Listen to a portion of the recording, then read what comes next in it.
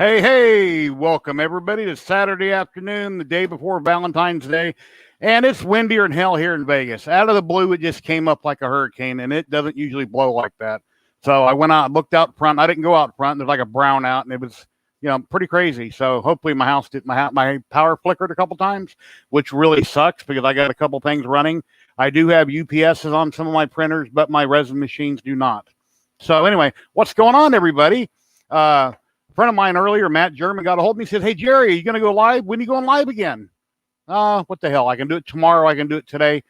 I'm just sitting around. I'm stuffed from eating. I was watching a cool show on Netflix. I figured, why not? So here I am.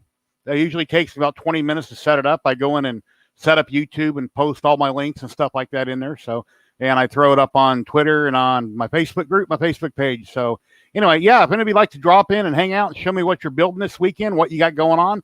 Are you painting something? Are you printing something? You got your laser going? Is it on your CNC? What do you got going on? So yeah. Anyway, anybody's welcome. You got any questions? You're welcome to ask. Hey, Marcus, what's going on? Boy, let me see what we got going on here in chat. I don't think we have much going on in chat because I just kind of sprung this on everybody. Hey, Dominic, how you doing? Marcus?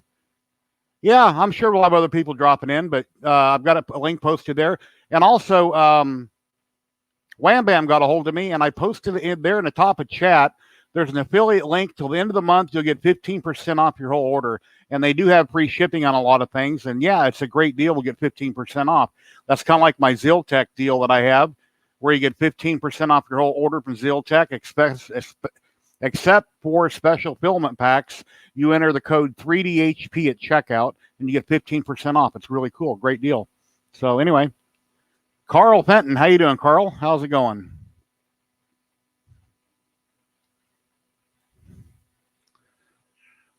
Willy's Wonderland, not sure what that is.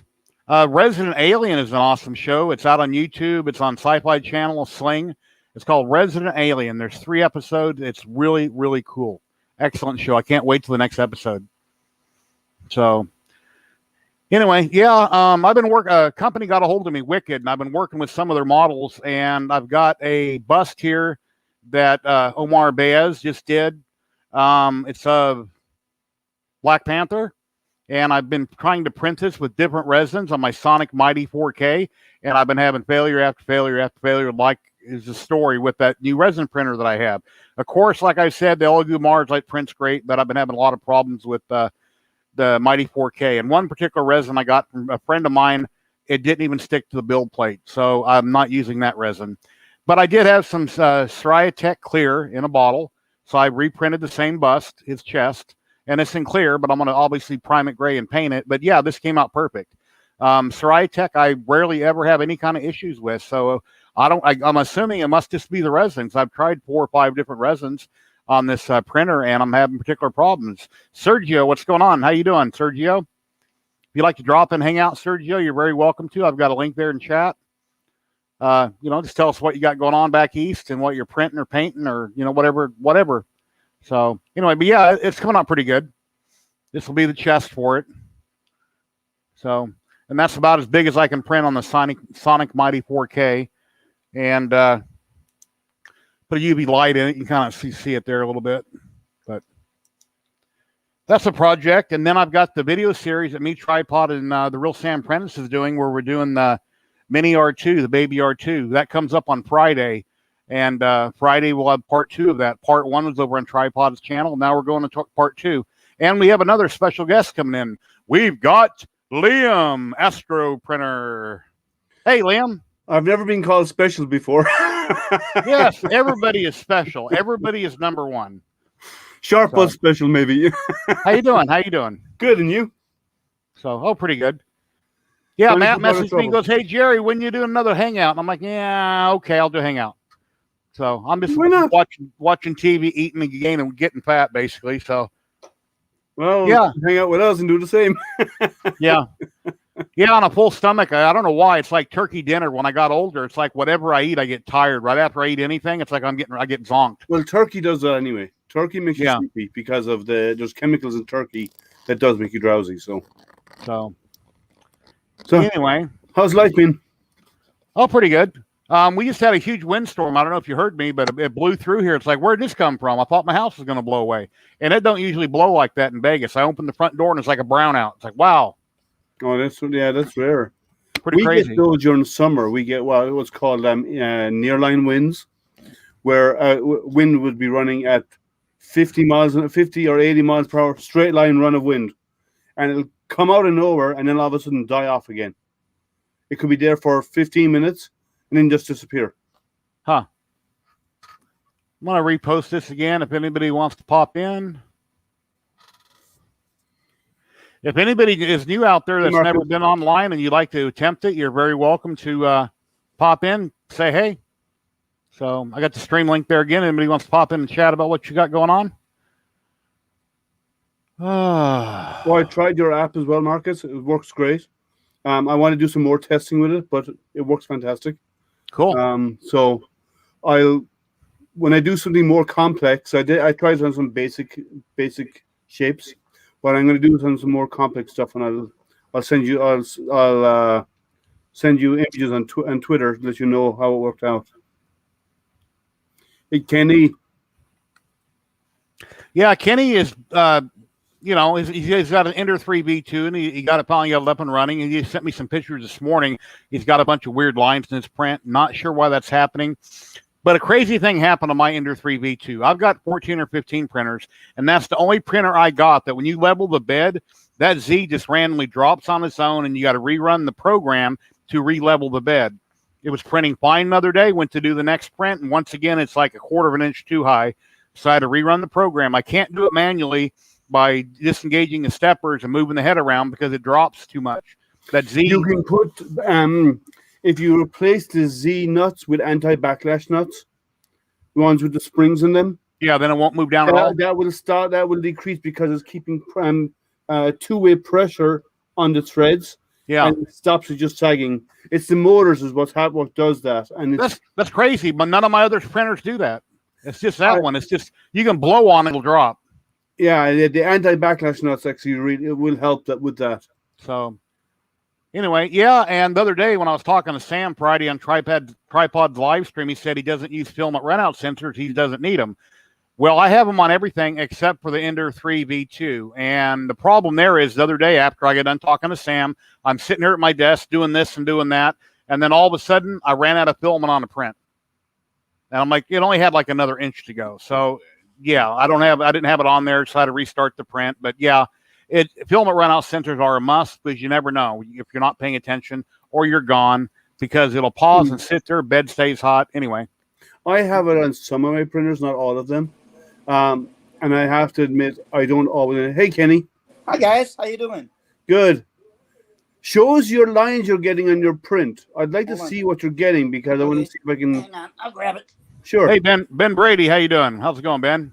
Hey, Ben. I wish Ben Brady had better internet so he could pop in.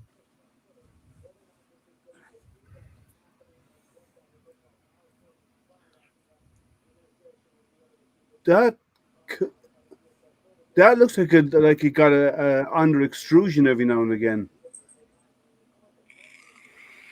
And it's those horizontal lines, correct? Is yours on it? Just these. Yeah, it's kind of odd. I didn't have an answer. Oh, those ones. Oh, we know. These up and down. Is it the vertical lines you're referring to? Yeah, the up and down ones. Are you sure they're not in the model, or they could be? They look kind of like Z seams, but there shouldn't be that many Z seams. There should only be one in a layer.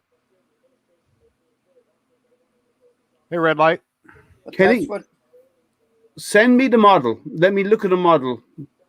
Because that looks like there was multiple pieces put together, but not put together properly so they merge. Okay. Did you make that? It's off the Thingiverse. That's what. If you look at the lines are where each of those shapes join. Yeah. And it looks like you got model A. Let me get something. See if you can It looks like turn you got and model see A where each and one model of these. B and put them together, right? Yeah. And where they're joining is where you're getting your seams. But if they were joined and fused as one part, that wouldn't have happened. But if you create a whole series of those shapes and just Right. put them against each other and make them into one, but not Yeah. properly fuse the layers, that's why you're getting those lines. That could be a model problem. That's Okay. Yeah, there's a lot of stuff on Thingiverse that's kind of janky, and there's a lot of good stuff also. But Yeah, that looks like, it looks like someone put together, like created so many of each of those six-sided honeycomb shapes Yeah. and stood them side by side and said merge into one part rather than drawing it out properly in the CAD software.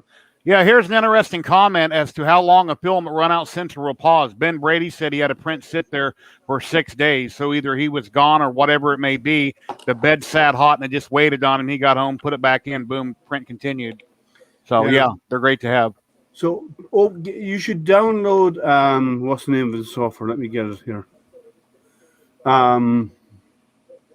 Yeah, it looks like it was modeled in Tinkercad. I agree with you there, Chris. So it needs to be done. You could probably fix it, but you'd have to do it in Fusion 360. in Mesh Mixer or something like that. You might be able to do a repair in Mesh Mixer. Yeah, most of those programs you can get a free version. Yeah, most of them are available for free. Or you can design your own in F360 or some other CAD software. You don't get my hot shot. Mesh Mixer. Yeah, Mesh Mixer, you could probably do a repair on that. Okay. You smoothen the walls is what you do, and then when you bring it out, it comes out as a better part. Because it does look like individual parts that stood beside each other and exported as a single piece. Yeah, because everything is all leveled and stuff. I put, the leveler. Yeah, that's not that. Yeah, Microsoft has a program built in. It's called 3D Paint. What's it called? 3D Paint. Not 3D Paint. Or Paint 3D, it's called. And 3D Builder. Yeah, 3D Builder. Okay, there's a builder. Yeah, but that will actually do those repairs for you. But Mesh Mixer is a good one to do repairs. Hey, Matt, how you doing, buddy? Hey, German. It's your fault I'm on right now. Me? I was watching Netflix, and you're like, "Hey, are you going to go live today or tomorrow?" So anyway, here I am, and I said, "Yeah, maybe later tonight or tomorrow." And then I spring it on him, and 20 minutes later, here I am. I'll do one tomorrow. So now you won't feel so bad, Jerry. I'll do one tomorrow so people can hang out. Next Tuesday at 5:00, I've got Chewy on. He was a DJ that was on the other day, and he does a lot of lithopanes. He owns a store called Lithypick, and he'll be on Tuesday as my special guest, and then we'll be back Friday with the real Sam Prentice, and Tripod will be on my channel Friday at 5:00. Cool. Or it's either 5 or 6, and we'll be doing Build Series Part 2 on the Droid. The mini R2 that we're doing. Now, where I screwed up is, if you've known me over time, I like to build things big and not go small. And I figured, well, that little robot, if I'm going to buy a remote control and all the servos, I don't want it to be a little small like a coffee can. I want to go bigger. So I printed it 175%. And I still have a couple parts that are almost done. And then I realized the servos and everything and the bearings and the screws I bought won't fit because they're too little. So now I'm finishing up reprinting everything at 100%. So on the live stream, I'll be putting together the 100% one, and then at some other point in time, I got to adapt parts for the bigger one. Yeah, we're talking about you, Sam. Don't worry, it's all good. Well, mostly.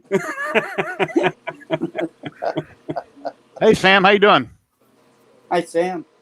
Hey, Sam. So yeah, that'll be Friday. It'll be a great stream. Hi, Betty. Yeah. Anyway, yeah. Oh, Sam, I don't know if you're here, but I said earlier, remember we were talking about filament runout sensors. Now you don't need them. After I mentioned why I need them, Friday after we got offline, I'm sitting here messing around in my room watching TV, working on projects. I look over at my Ender 3 V2. They don't have a filament runout sensor, and I ran out. And I killed a couple parts, so I had to restart them.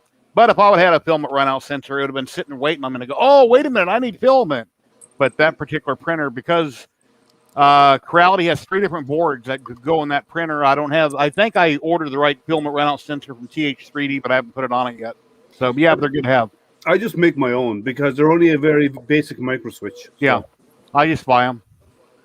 So I try to support the small companies and buy where I can. Well, I buy the parts from small companies, but I like to assemble them because I like to build my own casings and all this kind of stuff for it, so I can mount it where I want it. Yeah, I have another one, Ben, that I got from TH3D. I'm going to throw on. I just haven't done it yet.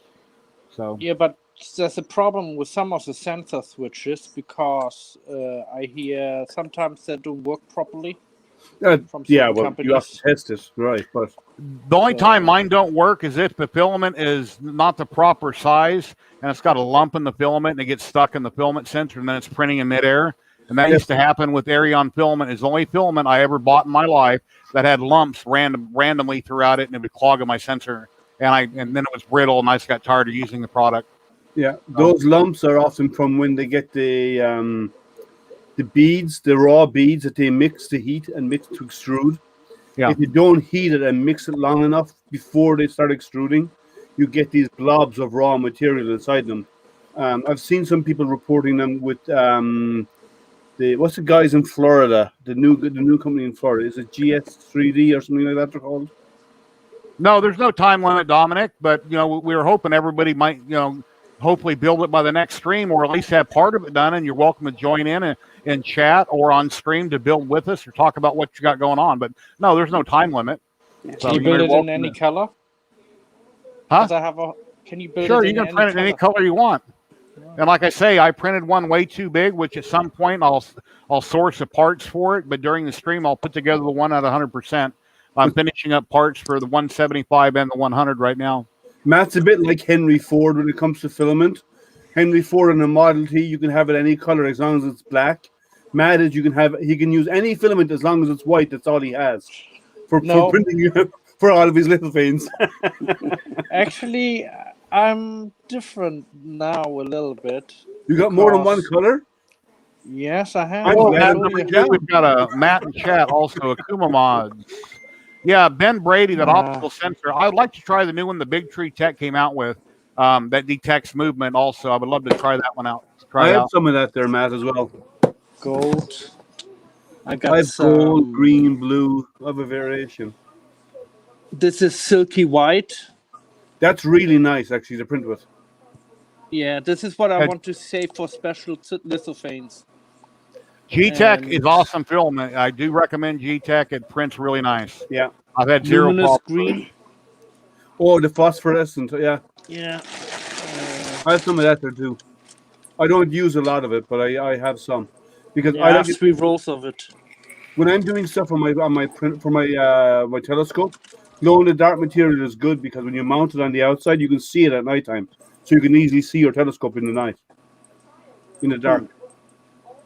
I mean, I just snapped them up for a really good price. So rainbow, and then I got black. Cool. And I don't really like printing with black because it's hard to show its colors. I usually got to prime it before I can show the print off. It's hard to see the detail. I find blacks, and especially black, and sometimes white can be very stringy. Black especially can be very, very stringy. No matter what settings you use, it's hard to dial in black, whereas other colors are often easier to dial in. But for some reason, black seems to be difficult to tune. The copper was not bad. And the gold filament. Yeah. But I do have stringing with my white, and I can reduce it to almost nothing. But I still will have almost like spider size strings. You know how you get rid of those? Pick it up. You know how you get rid of those? A hairdryer. Yeah. I use a torch. A torch. Well, a torch might damage the part, but a hot air gun or a hairdryer set them very hot, and that would actually just melt them away, and then you just rub them and they'll break off. Yeah, PETG, I get a lot of string in PETG, and I'm trying to work out the bugs, but I have to be careful when I use my heat gun or a hairdryer because the part will get too soft too quick. You got to kind of hit it and back off. You can't keep it on it very long or you'll start softening up the part. I print mostly PETG. What's that? As I said, PLA for me is prototyping. I do mostly PETG, and I do a lot of it. And I get 0 strings. I originally got 0 strings with a brand new nozzle, and then all of a sudden one day I started having stringing issues on different printers.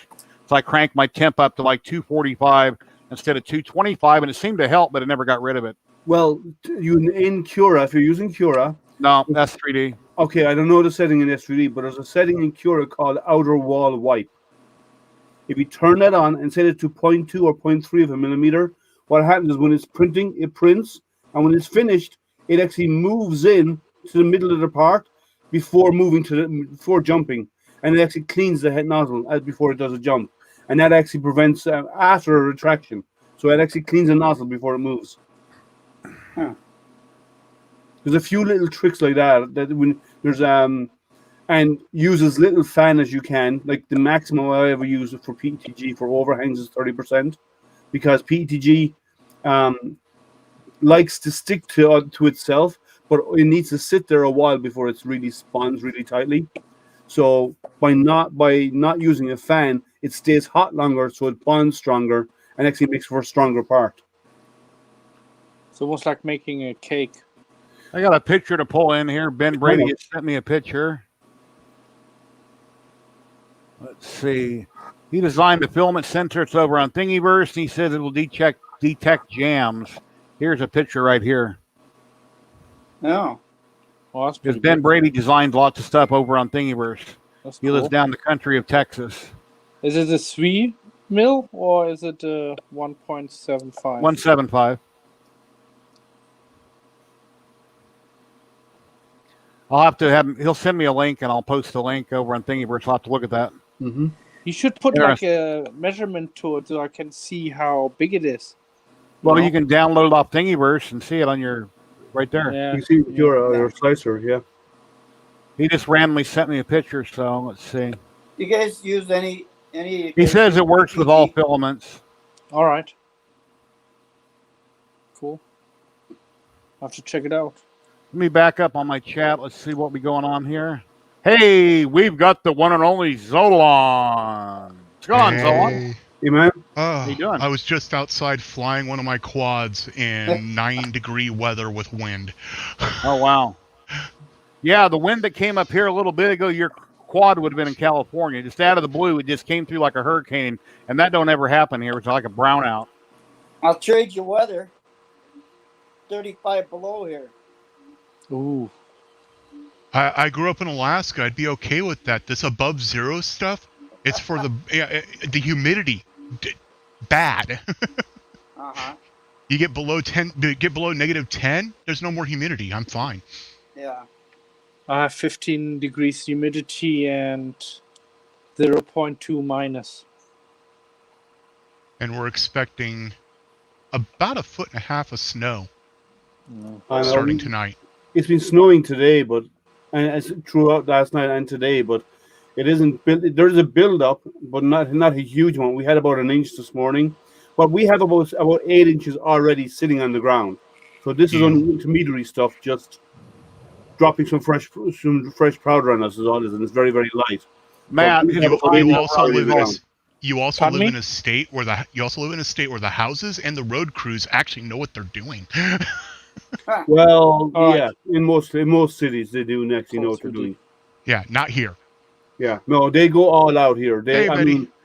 They come out in force when there's snow, and the main roads are first priority, and once they're done with that, then they move into the suburbs, into the subdivisions and all this kind of stuff, the side roads, and they start digging into that. But the freeways are the ones that they mainly concentrate on, and all the main thoroughfares are always taken care of. The ice here was bad enough that my gravel driveway was slippery. wow. Oh yeah, that's a Wow. lot of ice. And then it snowed on top of that a little bit, and then froze. Yeah. Yeah, I went to AutoZone this morning, and I just wore a T-shirt. It was nice out. Yeah. But then again, the wind came out of nowhere. What do you guys think about TPU using it? I TPU? use a lot of TPU. Nice Yeah. material. Depending on the printer, are all your printers Bowden or direct drive? It's my Ender 3 V2. It's a Bowden drive, so Yep. you would be looking at TPU that's probably 95A shore hardness. Oh, no. I printed Ninja Flex on a stock Ender 3. Yeah, but you're really pushing it. You're going really slow, because if you're Oh, yeah, pushing you're it, you're going to crawling. have issues. Yeah, yeah. You need to print really slow. You need to print as hot as you do with Right. PETG. So 95A, you're going to want to be printing on a stock Ender 3 Bowden system with the stock cold in. You're the actual pusher. You're going to want to be printing at 30 or lower for your speeds. Yeah. Okay. And you want to turn your retraction down to almost nothing, Okay. If not off. if not off. Correct. Yeah. If you want to do 85A, which is Ninja Flex, you're going to be slowing down to about 10 millimeters a second and no retraction. Yeah.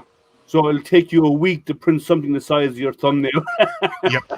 Kenny, I did a video a long time ago, Kenny, on the roll of TPU that I got and tried out on my Ender 3, not my V2, but my Ender 3, and I changed out the extruder so it had PTFD on the feed inlet coming in, and it's got a metal fitting on the other side that's real close to the gear, because some TPU, I'm not sure which one Zolan's talking about, is like spaghetti, and that's if you don't Ninja have Flex 85. Yeah, tolerance is real close. It'll back up and spaghetti everywhere out of the extruder. And that was what I was just about to tell you. If you have a piece of extra PTFE, you can actually ream out the end that goes towards the PTFE tubing on the inside of your plastic extruder, and then slip a piece of PTFE in there. Yep. So you get it right up against the feed gear. And cut the PTFE in the shape of a V. Yeah, correct. So it goes right between the gear and the wheel. But because the whole issue is on retractions, especially, is when it tries to pull the TPU back out of the hot end, and then it does that next push, it'll bind and it'll pop out the side of the cold end the pusher, and it'll just get wrapped around the gear. Yeah. Yep. Okay. Now, also, if you're going to do TPU, I would really recommend you go with the Capricorn tubing, because the tolerance is so low that, and it's very tight tolerance. So when you imagine pushing, like, the easiest way to think of TPU is pushing a rope. You can push a rope down the street, right? But you can push a rope through a pipe that just barely fits the thickness of the rope, right? Which Capricorn XS does. If you have the stock tubing, the white tubing, there's often a lot more play in that, and your TPU can actually bend and curl inside it and cause problems. Right. Now I got Capricorn, and I also changed the extruder part where it goes in, and the rollers and stuff. That's all been changed, and there's the steel. But TPU you can't print on glass, right? Actually, I prefer to print it on glass. Actually, I started printing TPU on glass originally, and then I moved to printing it on the flip side, the uncoated side of a stainless steel flex sheet. Now, as far as your extruder, the cold end, if you've got the metal one that's the double gear, it's a little easier. And if you're willing to spend money again on another top end for it, the EZR extruder really makes it simple. Okay. Yeah, I print TPU on the flat side of the glass, the smooth side of the glass bed. Yep. And it prints, and it comes off shiny. I mean, perfectly smooth and shiny. You get fantastic, but you have to print slow. Well, I've got a whole roll sitting here, and I want to.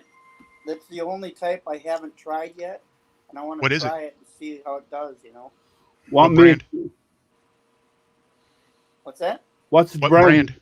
The brand of the PTPU. Oh, I'm not sure. Because Overture is 95A, which is my favorite for printing drone parts. Yeah, most of what they advertise as TPU, just general TPU, is 95A. It's 95A. Yep. The Ninja Flex is where you go to the 85A, and now they're actually doing 65A. Yes, and not even my Hemera can do that right now. No, there's very few printers that'll do it. Ben. I have the CME CNC EZR extruder on one of my Ender 3s, and I love it. I'm trying to send myself a picture. I'll show you my extruders I use from McWayne. If I can get it sent to myself. It doesn't have the name, but I think this is one of the rolls I got from. You think that would be okay? From for TPU? ZYLTECH. Oh, it's 95A then. If it's ZYLTECH, it's 95A. Yeah. Okay. What are you saying, Matt? Would this be okay? The flex bed, you can print it on that. The problem is getting it off the flex bed is the problem. So baby step up 0.1 millimeter. Not 0.1, sorry, 0.01 millimeter. All right. If you baby step that up just 0.01 to 0.02, it'll come off that plate easier. There's another thing you can do as well. Get one corner slightly up. Get a spray bottle with water. Yep. Lift the corner and spray it, and even get a piece of tissue paper, wet. Put it in another corner and just spray every now and again. What happens is the water will get between the bed and the TPU. Capillary reaction will actually cause it to actually lift naturally. That's the extruder I have on all my printers right there. PTFE, I'm coming in on one side Capricorn, and then it's got that steel sleeve on the other. And I got all steel gear with really small teeth. You're basically just closing that gap down. Yeah. Matt, another thing you can do is go the llama route and use blue tape on top of that build surface, and it'll come right off. Oh yeah, I have plenty of blue tape. I mean, I had a Me Creator 2 a little while ago. That's what I started out with, and I basically, I screwed it up when I was upgrading it, and I was trying to put, what was it on? Just a new firmware, I think it was. It was like a year ago, and I don't know what I did, but it screwed up the whole system. So I'm still working on it, of what exactly is wrong with it. If you print on glass, you're going to want to layer a PVA or something down on the smooth glass. That'll help it not only attach, but then when it cools, it'll pop off easier. Yeah. And I suggest that with PETG as well. Oh, definitely. If you're going to do what I do, which is printing on the flip side of one of those metal flex plates, I use literally just a couple drops of Vision Miner's nanopolymer. And I can do 10 plus prints and no issues. I put Vision Miner on a mirror and printed some PLA. They go, oh, don't worry, when it cools down, it'll release. My first layer must have been too close because, I wound up popping the mirror. Yeah, if you use something like Vision Miner on glass, you really need to baby step that Z-axis up a couple. Yeah, I did, but I had it too close. I thought it was too high, and then I didn't realize how well that stuff works. But yeah, if you're having trouble printing any filament, Vision Miner will fix the problem. Dominic, yes, Gorilla Glue spray is not an acceptable substitute.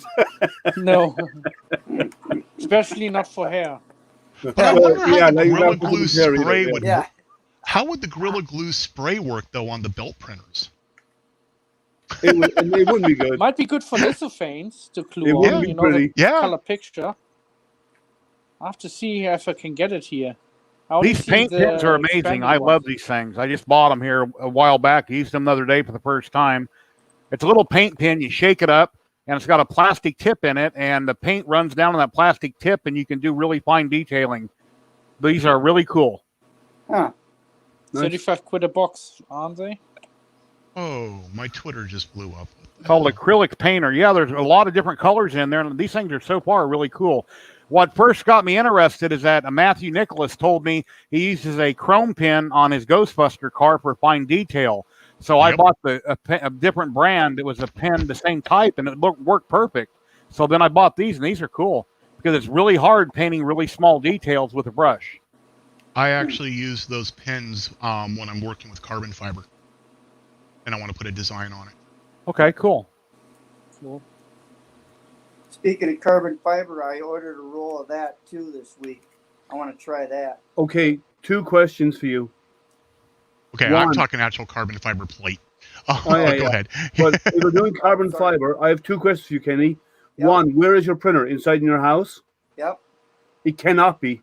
Okay. And 2, do you have an enclosure for it?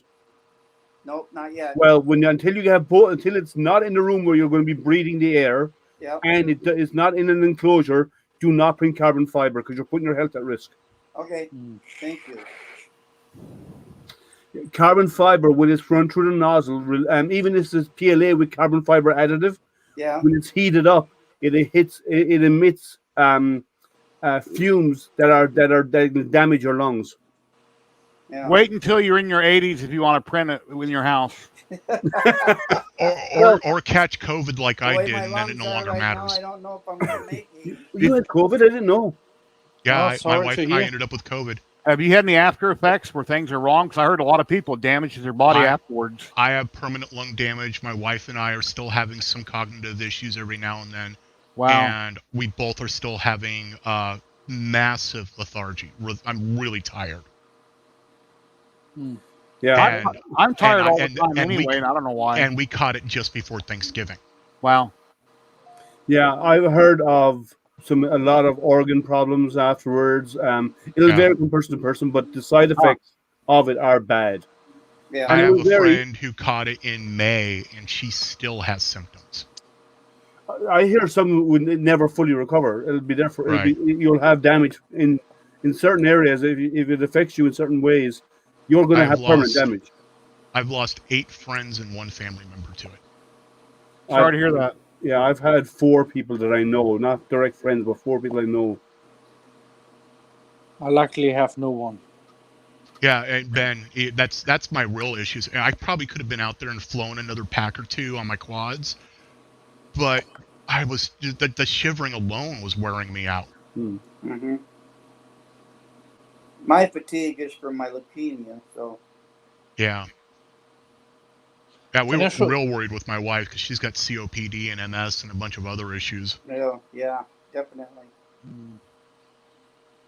That's bad. Anyways, can we move on to something happier? Yeah. That's what I wanted to say. Talk about hobby stuff. I'm playing with my CNC and I'm going to be doing some. I'm going to be doing some playing around. My next thing I'm going to be playing around with is doing V-carve inlays on CNC. So using a V-bit to carve out one side on one wood, and then use it on the other to leave behind a relief, and put one into the other and glue them together, and then sand them smooth so you get a. Oh wow, that's horrible. That's nasty. So you printed a color sheet to go behind it? Yeah. Okay. Do you have any color sheets you can show us again, Matt, that aren't being used? I've been meaning to give that a shot as well. I have. Hold on a second. It fell down. If you could retell us what it is that you're buying off Amazon that you're using that you print them on. You don't just print it on regular paper? Yeah, regular paper. There's an online website you pump your image to, and it gives you the transfer. Oh, I see. Okay. Very cool. Well, at least that's how I've seen it done. Matt, that's how he does it a different way. No, that's the same thing.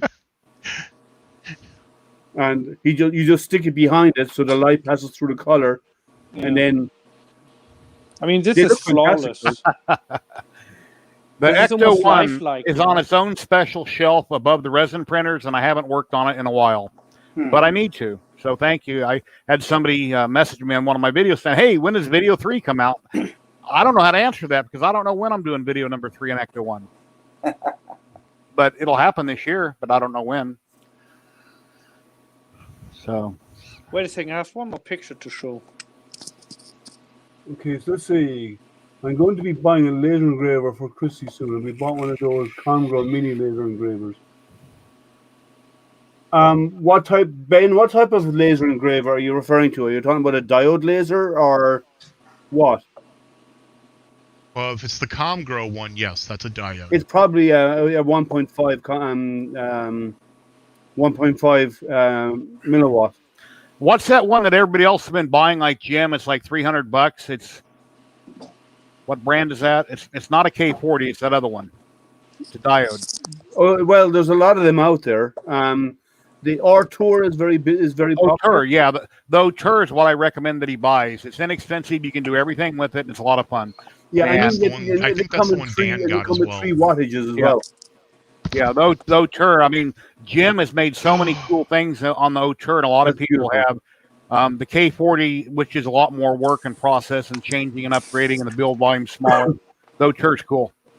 Yeah, that's basically this picture. Yeah. Yep. Yeah, that's neat. Yeah, just make sure you wear your glasses around at all time, Ben. Don't let any animals look at the laser.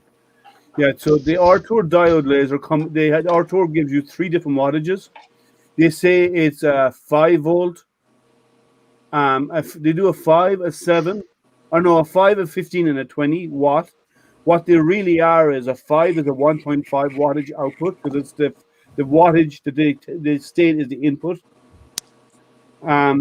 The 15 is a 3.5 or wattage, and a 20 watt is a 5.5 watt output.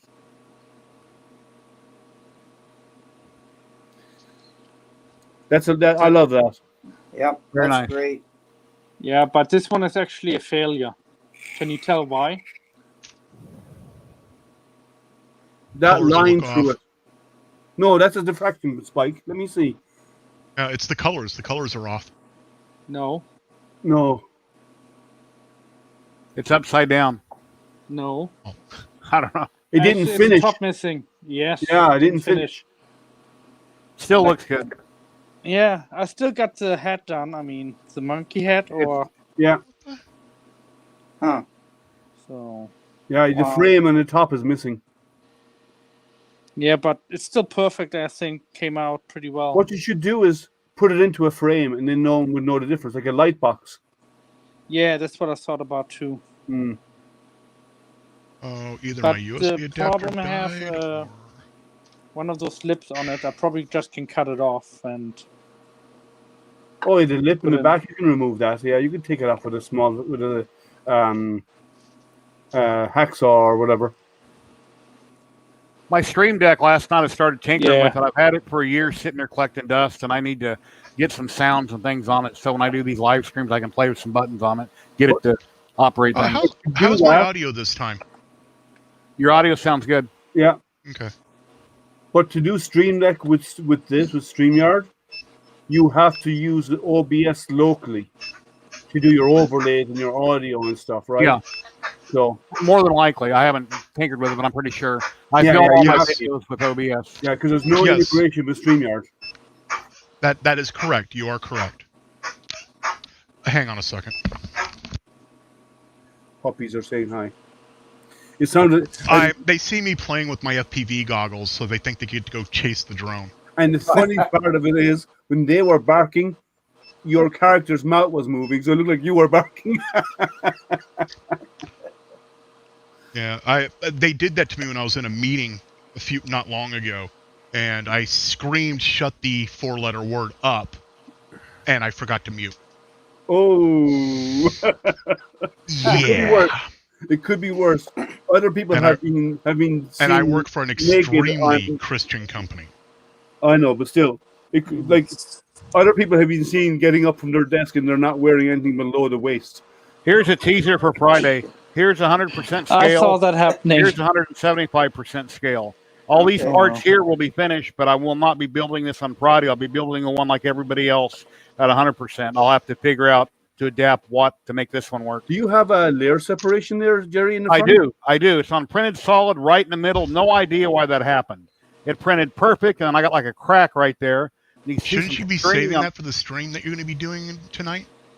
No, the stream is Friday. Oh, whatever. So yeah, I'll be bringing it up then. But anyway. What stuff is it again? It's printed. Droids.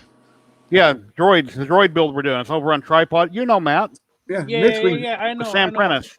I know, but one thing is, is it PLA or what was it? Yeah, it's PLA, printed solid Jesse yellow. I forget the type of yellow, but it printed perfect. But then right there in the middle, I got that crack going on. It's like, what the hell happened here? I think your aircon kicked in.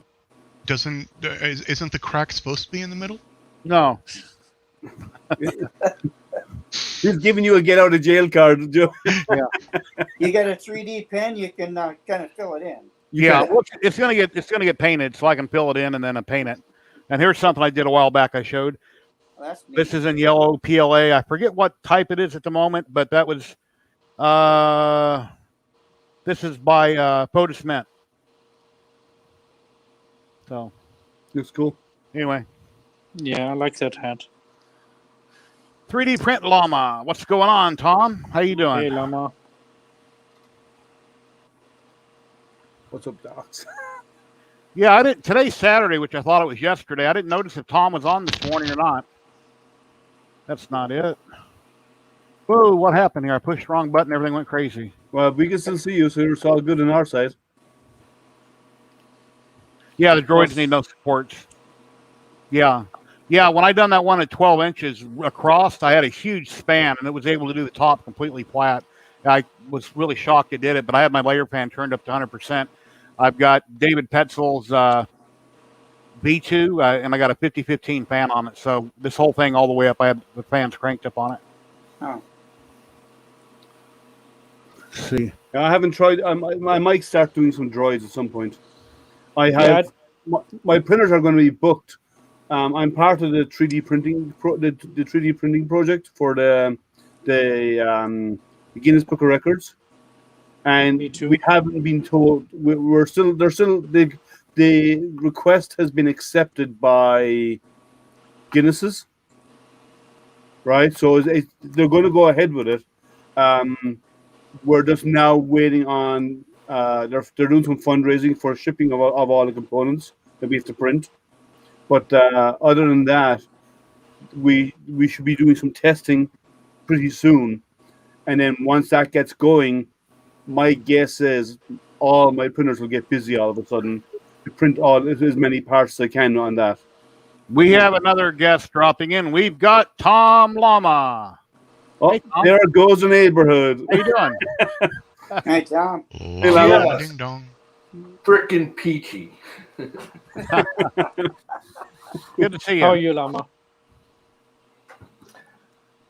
Been racking my brain for like 3 days now, and I think I got a concept I'm gonna like.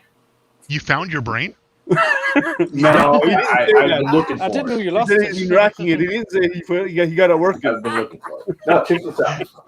I've had this busted up freaking thing for like 3 years. It's been laying here. Like, it's all dried out. The shocks aren't even working because it's been sitting so long. I'm going to turn it into a snow buggy. Cool. And by the time it's done, designed, and printed, the snow will be gone. Well, that's the problem. Why not make a little platform where you just sit it on and it curves in the front a little bit, and then put like a fan in the back of it, so you can use it in summertime as an airboat. Here's the thing: the nose of it is all busted up. It's actually the major problem. Here's the front. You don't need the front. That's overrated. It's hit a few too many trees and rocks in its days. So you need to learn. So the first thing you need to do then, instead of doing that, is learn to drive so you hit less rocks. Oh no, that's Were you drunk driving? No. Half the fun is hitting trees and rocks and stuff. The one thing cool about this thing's fairly cheap. Kids, it's like puppies. $50. I don't think you can buy it anymore. But this thing boogies along at like 25, 30 miles an hour. It hauls butt. Chase the neighborhood cats around. The problem is I have a dirt road. I do that with my quads. It works just beautifully on a dirt road. The problem is the motor's behind the rear axle, and it's 2-wheel drive. So the minute you even touch the throttle, it's like this. Needs a little wheelie bar in the back. Well, this little thing, the battery sits in the underneath toward the back. I actually modified it almost right away and put the battery up front, which helps a lot. I can actually like hit the throttle as long as I don't just punch it right off. It can hit the throttle and keep it on, keep the nose on the ground, so it's steerable. Yeah, but if you do what the drag racers do, is put a bar at the back with a wheel. Then when you first accelerate, it'll come up on that, and then will level itself out. I'm going to make treads. I'm going to make it a snow tread, but I'm going to design the treads so, and the front will have skis. But I'm going to leave the front suspension and everything pretty much stock. I'm going to rebuild this whole tower unit. I've already replaced it a couple times. This is about like 10 parts here. This whole tower unit. Literally, it's a bunch of little, they tried to make it look like the real one. And it's a bunch of little bars that are all like screwed together. And there's a little bar here and a little bar here. There's literally like 10 parts in this little piece right here. Hey, Tom. And it's just stupid. I'm going to make it one big solid monster unit. You have a screw loose there. I have a bunch of screws. We've known that for a long time. But here's the thing. Don't be so mean. I have an idea for the treads, because the biggest problem with the treads is getting some kind of suspension into them. So normally you have like a drive wheel, and then you have a row of like a bunch of little wheels that are all on springs, and that's your suspension. I'm thinking I'm going to make one big drive wheel, basically the tire. If I take the tire, like a unicycle, and I make a TPU one with Teeth. prongs in it for a gear. The tread. Drive the thing. And then I take regular old bearings. I got a bunch of these left over from the fidget spinner days. And I just put one in the front and one in the back. Now the problem is keeping tension the tread on the tire. Yeah, you don't have a tensioner in there at that route. Well, I think with the TPU, if I design the TPU, I can make it tight enough so it's when you push the it on there, the tighter you're will tracking, auto tension it. Yes and no. The problem is when you're putting the tension on the tire that is imparting the forward force, you are actually putting more torque onto the motor. So you're going to have a hard time getting that track to actually start. That's why the tensioners are not on the actual power. I don't think that'll be a problem with that. That thing has enough torque. Yeah. I get what you're saying. You're not wrong. Yeah, I've been, not only Ivan, but there's actually another guy who's been, actually he just started a Kickstarter to get some the treads actually plastic molded injected instead of printed. But he's been doing an automated rover for like 5 years now. Yeah, I've seen that guy, and that Ivan dude that does the little Yep. I don't know if you've been following him on Twitter because I've been. I follow Ivan as well. He's got the. And then there's the one who did the snowmobile, the track.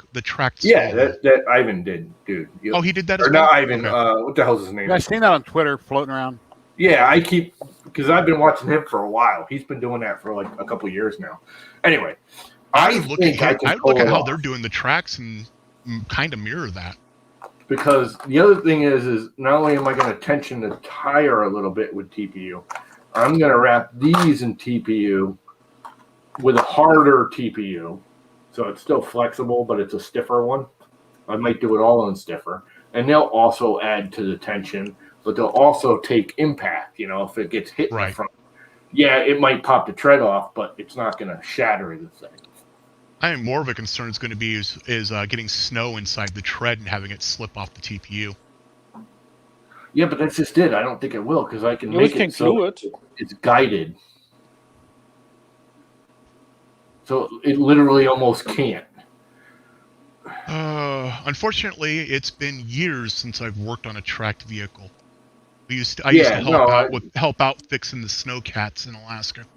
And I mean, this is going to be kind of just funky. So I'm not, if it works at all, I'll be happy. If it works for 5 minutes, the battery only lasts about 10 or 12 minutes. So if I get 5 minutes out of it, I'll be good. That's what she said. If anybody would like to get involved on the droid build that we're doing over on Tripod's channel and my channel with the real Sam Prentice, Tripod, myself, and whoever else has started it, here's a link to the video right here. We can go over and watch it on Tripod's channel if anybody would like to join in and work on the build with us. Here's the other thing. I think, and here's the big plan. I do it. I'm going to make the thread out of TPU also, and I can print it in one piece because I just did all the calculations. And if I print it in one loop, I can just stretch it out over the whole drivetrain. And between the TPU tires and the TPU tread and the TPU guides, I think, it'll take a couple of shots getting the length right. But I think I can make the tread in one piece out of TPU. With no linkages. So you're talking just basically a rubber band. Yeah. Yeah. A 3D printed rubber band. With the treads and everything built in. With texture. And that will help it link all together and hold it onto the. And it's not that hard. I just did all the calculations. It's 144 millimeter diameter. All you're out is time and TPU, so why not? Yeah, well. But it'll stretch over time, so you won't get more on it. I'm getting some more soon. Yeah, but Tom, like when you're doing friction, because it's going to be basically rubber on rubber, right? Mm-hmm. You're going to get some friction when you start off because it's going to move before it gets traction, right? Two of the issues you could run into. One, if it moves enough before it starts turning the track, it'll melt. And I'll do other two things. It'll either fuse together or burn through. And over time, they will There's stick. not enough friction there to do that in the time allotted that it's going to connect. All right. I don't think that's a problem, especially when it's sitting on snow. Except for the guy who actually made his rover. The guy who made his rover, one of his issues was the gear that interfaced with the track was melting in snow. See, I won't have that problem because there is no gear interfacing with the track. It's literally going to be a tire. Yeah, I understand, but I'm saying you're going to create heat when those engage. I'm literally just going to redesign this and put little teeth in it. Yeah, you can use the moment you put teeth in it. It is a gear. Right. But that's where your friction is going to be. It's literally going to design so the tread hits the track on top and bottom. Yeah. You'll see. I think it'll work. I don't think it'll be perfect. Don't get me wrong. I think there's going to be issues, but I do think it'll work. I've been doing a little studying on it and everything, and there's people that do similar with, real like treaded, what do you call those? Skid steers and stuff. So the thread the ribs on the tire that you're going to be printing will have to match the teethed rib. The teeth on the tire will have to match the teeth, like an idler on a printer. Will have to match the teeth on the track. Yep. Yeah. Oh, now that's actually something you could do. Print a PETG idler, and then make your track just use the idler. Yeah, or I could just do what I was going to do, which is a lot easier. Well, I said could do. I already know you're not going to do anything we tell you. No, why do it right when you can do it Tom's way? Yeah. Because the whole point is my concept design. I'm going to print it in PLA first, and TP. The frame structure will be PLA, the actual track frame, and the treads will be TPU. But if it works at all, I will probably reprint it in polycarbonate or something like that, which will, take a couple impacts. And I'm assuming the track frame, if I whack that once out of PLA, it's just going to freaking blow apart. It'll shatter, yeah. Yeah, Tom, my whole problem with the Hypercube, a JST connector, 2 of the 3 prongs had popped out and they weren't clicked in. So when I plugged it back in the board, because I had taken the filament sensor off of it temporarily, that's why the thing was homing all crazy on my Hypercube. And once I figured that out, then boom, it's been working perfect ever since. Yeah, you disconnected your X homing button thing, so it assumed it was homed. That's what I figured. The minute you said it was doing everything, but it just wasn't moving the X carriage, I'm like, the homing isn't, either the sensor isn't working or the motor isn't plugged in all the way, and it's just thinking it's homed already. I replaced all the idlers, all 8 of them. I replaced them. The only 2 I didn't replace, I didn't want to be out the extra money, was the 2 on the steppers, because they don't move. They're bolted on. I see no reason to replace them also. And you may have to, because the one thing you got to do is set up and do like 20-20 cubes, but I would actually recommend doing bigger, like a 40-40 or a 60-60, because if your belt path coming off the motors to the first idler to the actual head have to be perfectly parallel, and the ones coming off the last idler to the X carriage to the head have to be. Yeah. That has to be a perfect H. If there's any pitch to those belts, now anything coming off the motor to the secondary idlers that just travel the belt, those don't matter. But anything coming that last stretch up and coming into the actual extruder head have to be perfectly parallel. Yeah. Otherwise, it won't move. When you tell it to move 20 millimeters, it won't move 20 millimeters. It might move 19 or 21. And the Gates belt, have to be parallel to the frame. I didn't replace the Gates belts. They're too expensive at this time, because I need 2 of them that are like 6 foot long, and that's a lot of money at the moment. Well, you said you put smaller idlers on, so that might actually bring your belt pitch in or out, depending on where they're mounted. Yeah. You know what I mean? So all you got to do is look down on it. If your belt coming off the back idler, coming to the carriage, and going to the head aren't like square. If they're like at weird angles, you're going to have problems. I mean, it'll still print. You just, if you're going to print something super accurate, it won't be accurate. All right. It's going to be off. But for doing, if you're just doing some creature, you're probably never going to notice the difference. Well, right now I'm printing a robot, but it looks fine. Yeah. But of course I want everything to be squared, right? But I mean, if you're going to print something like I'm getting ready to do with this thing, where Kenny, are you awake? Tolerances. Yep, I'm awake. Okay. We know we thought he was napping in the corner. You got something you want to show off, Kenny? Oh yeah. I think this is going to work.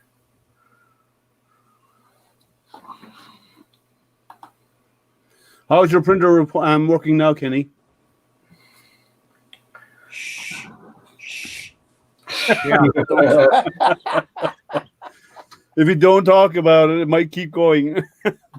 I think that what you showed a while ago was a part design flaw. You should try to print something else similar, but puppies from somebody else to see if it comes out better.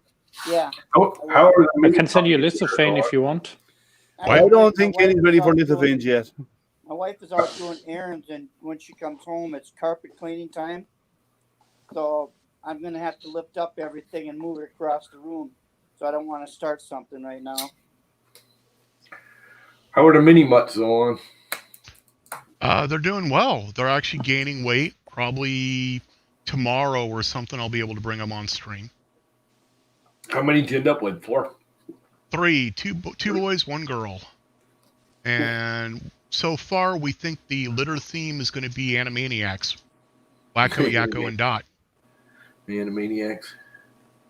Yeah. Sam, is that a picture for a track design that you want me to show on screen? Yeah, throw it up there. Well, I want to wait and see why he sent it to me before I throw it up there. It might be a secret. I don't know. He would have put secret on it. Hey, Dixon, how you doing? I have been watching too many Ivan videos. You are absolutely right, Ben. Yeah, that guy, I wonder, I mean, he is such a riot. He's funny to listen to. I love his voice, and he does some really good. Let me constantly doing crazy stuff. It would help to take the tape off my camera. That would help. You should do put good. a slider over it instead. Unless it's holding the camera in place, then you might want to leave it there. Here's a picture that was just shared with me. Sam Prentice just shared it. And yeah, that's way too complicated. No, that's simple. What's that going to be for? It is simple, but it's too complicated for snow for an RC. Not that you can't, but like the little springs, I've done springs in snow. They don't work because they fill up with snow, and then they don't move back and forth. If you replace the springs, whole spring tension thing. Well, if you replace the springs with silicone, buffers, it work better.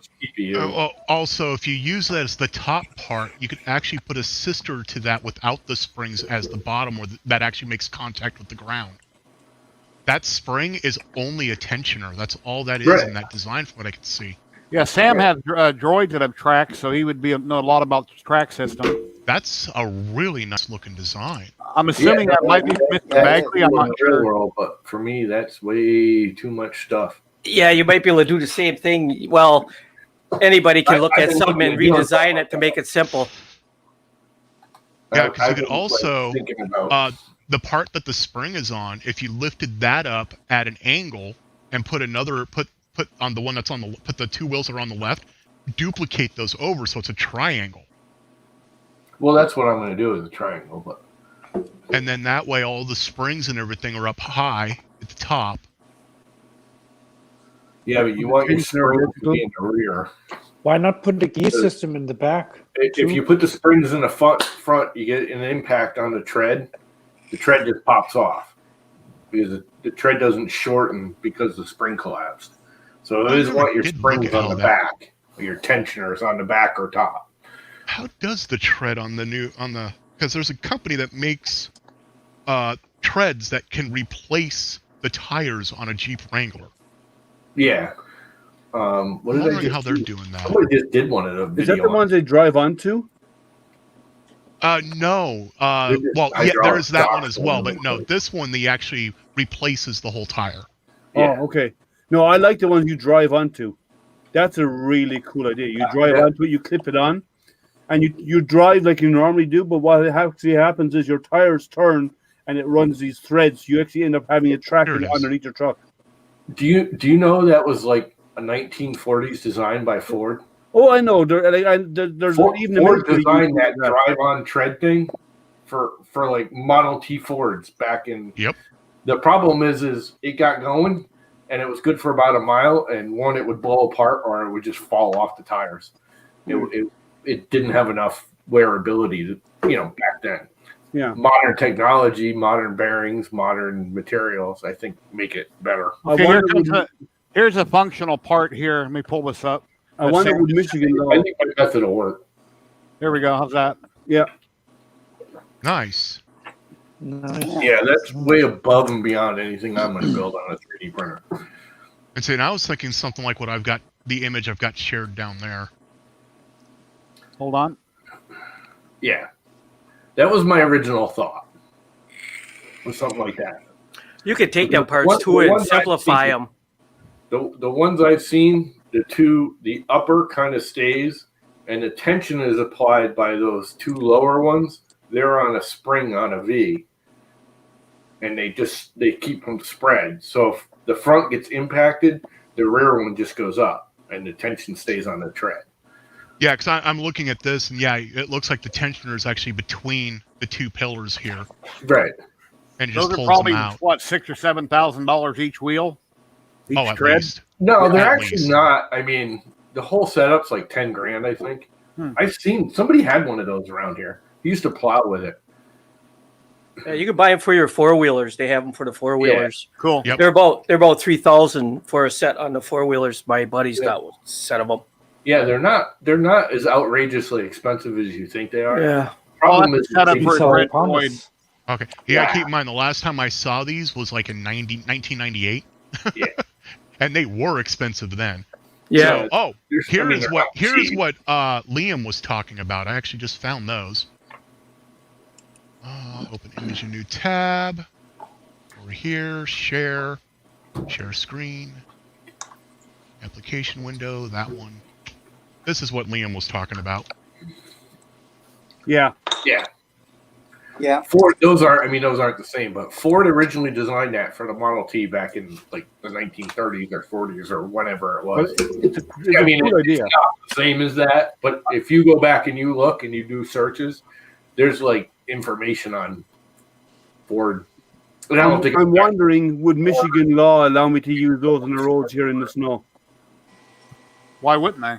Because we can't use studded. We're not allowed to use studded tires either. Well, I don't want you to tear the road up, probably. Yeah. So there is law that you can't do. You can't use snow chains or anything like that here. Yeah. See, that's a good setup because it's so quick and you can adapt it to any vehicle. Yeah. Quick setup. The problem is they fall apart. Yeah. Yeah. They don't last. Still, it would allow me to get wherever I want to be and not having to worry about sliding all over the roads. Anyways.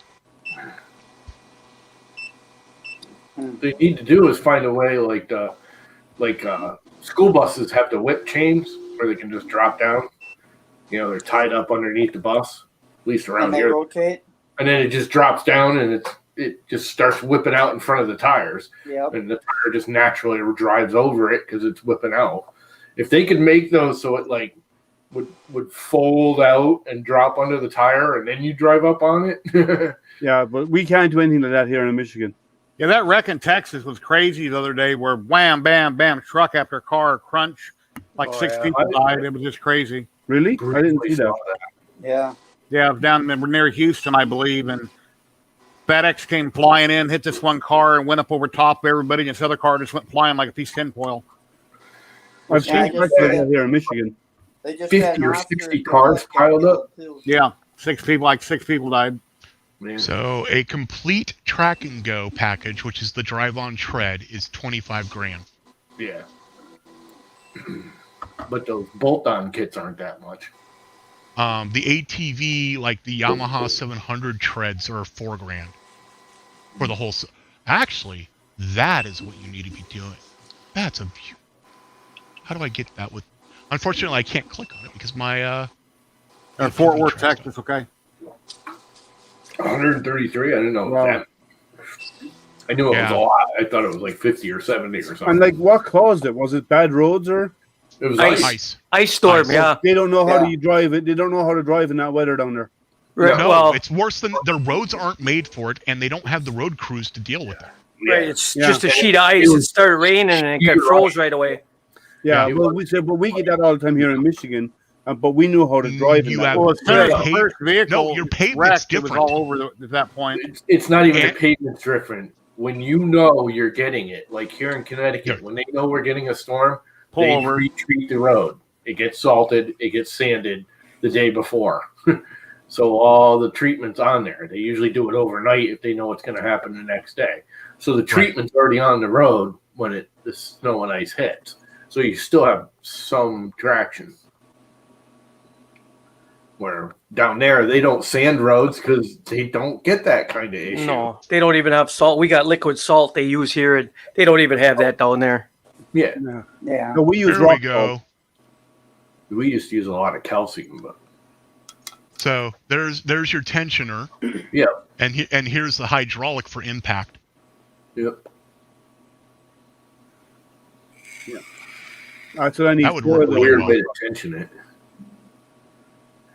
What it's doing to tension it is this bar pulls this one this way and pushes that one that way. Yeah, I was going to say, because you never want to tension like everyone thinks you tension to that front idler wheel.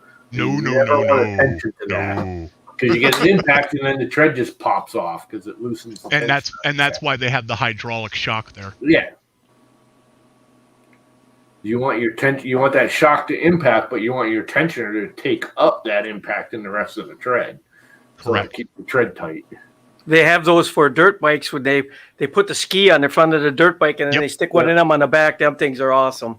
Those are awesome. It's basically just a snowmobile that you sit Yeah, but they showed them in the Rockies and oh my God, could you go through the thick snow, heavy snow? And Ben, I'm gonna fix your statement there about Texans in winter weather. People in Texas don't know how to drive. No. Period. I don't know what. When I went down to Texas on vacation a few times, I took my wife down there, and where was it at? At night, the speed limit was like 65, and in the daytime, it was 75 or 80. They had two different speed limits. And I remember going through New Mexico. We pulled into some little town alongside of the highway, and the speed limit was like 13 miles an hour in a residential neighborhood. It wasn't 10, it wasn't 15, it was like 13 or 14. A really weird number. That was kind of odd, I thought. Huh. Yeah, ours are 16 miles an hour in front of schools. Yeah, that's 16. That's crazy. Yeah, here it's like, 10, 15, 20. Ours is 15 or 25 in the sub.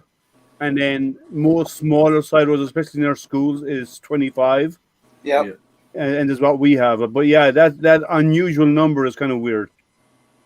Yeah, we have a temporary, like when school starts and when school ends, it's 16 miles an hour in front of the school. That's it. It's basically idle through.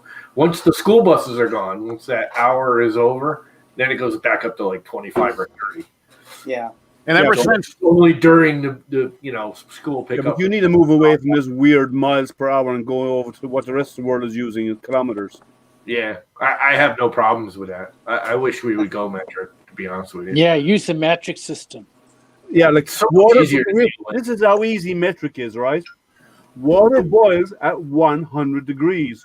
Water freezes at 0 degrees. Yeah. Not just ridiculousness with Fahrenheit.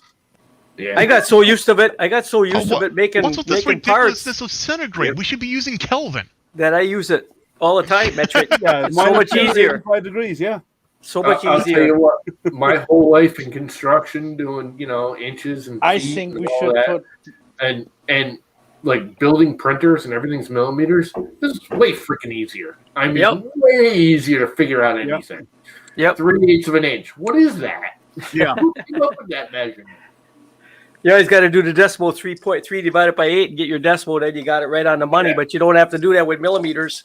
Yeah, too many times on a tape measure, I'm sitting there counting the line because I forget how to figure that out. My brother was a carpenter forever. He's like, well, it's this and it's that. It don't automatically just come to me. I have to sit there and count them.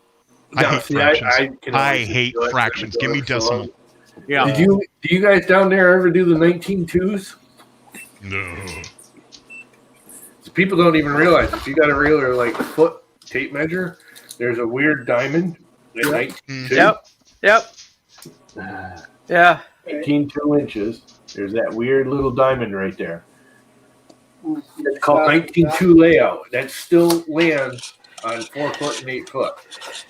It just means you only need 3 studs instead of 4 if you do 16. As I said, but a lot of old buildings and a lot of like more down south here in the north, we don't use the 19.2 most of the time, unless we're like really putting like if we double sheaths, if we put 2 layers a half inch crisscrossed, we can use 19.2, but we have to go 16 minimum.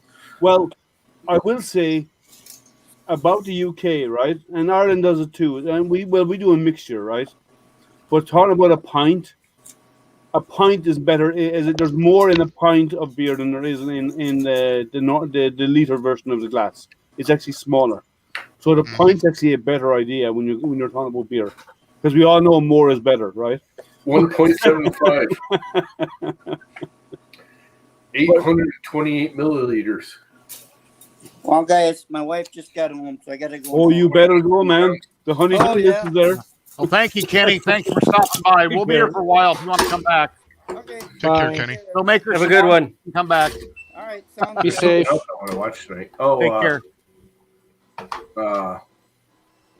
3D Nero's putting that new BQ mini Camaro looking thing on one of his printers. I want to see Oh, that. I thought you were watching the Golden Girls tonight. Well, that's on the DVR, dude. I can watch it anytime.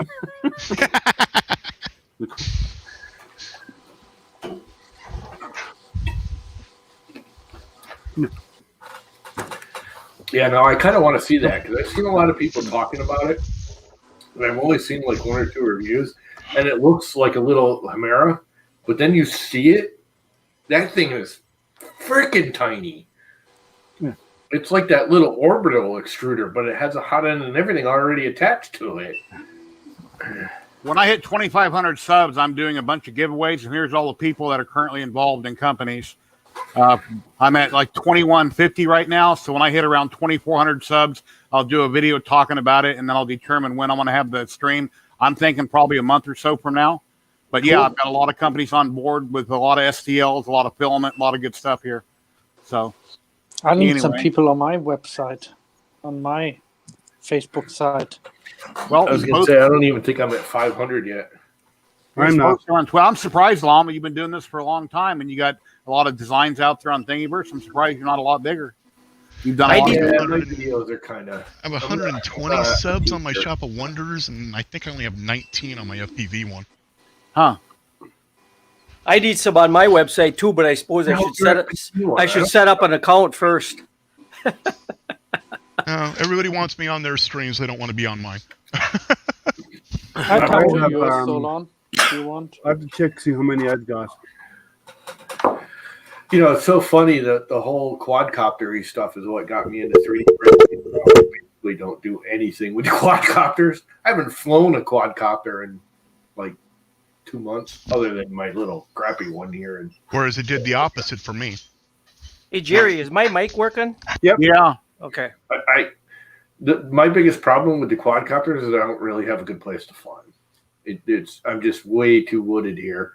Unless I start doing the little crazy ones like you are, which I don't have the money for. You know, all mine are basically toy grade that I've smashed up so many times that I go and 3D print a body for it. But Hey, Tom, I seen a picture you posted recently.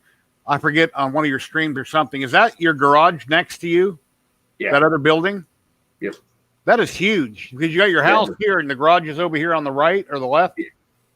when I first started working for the big corporation, I went to buy a house. I had a buttload of money back then. believe it or not.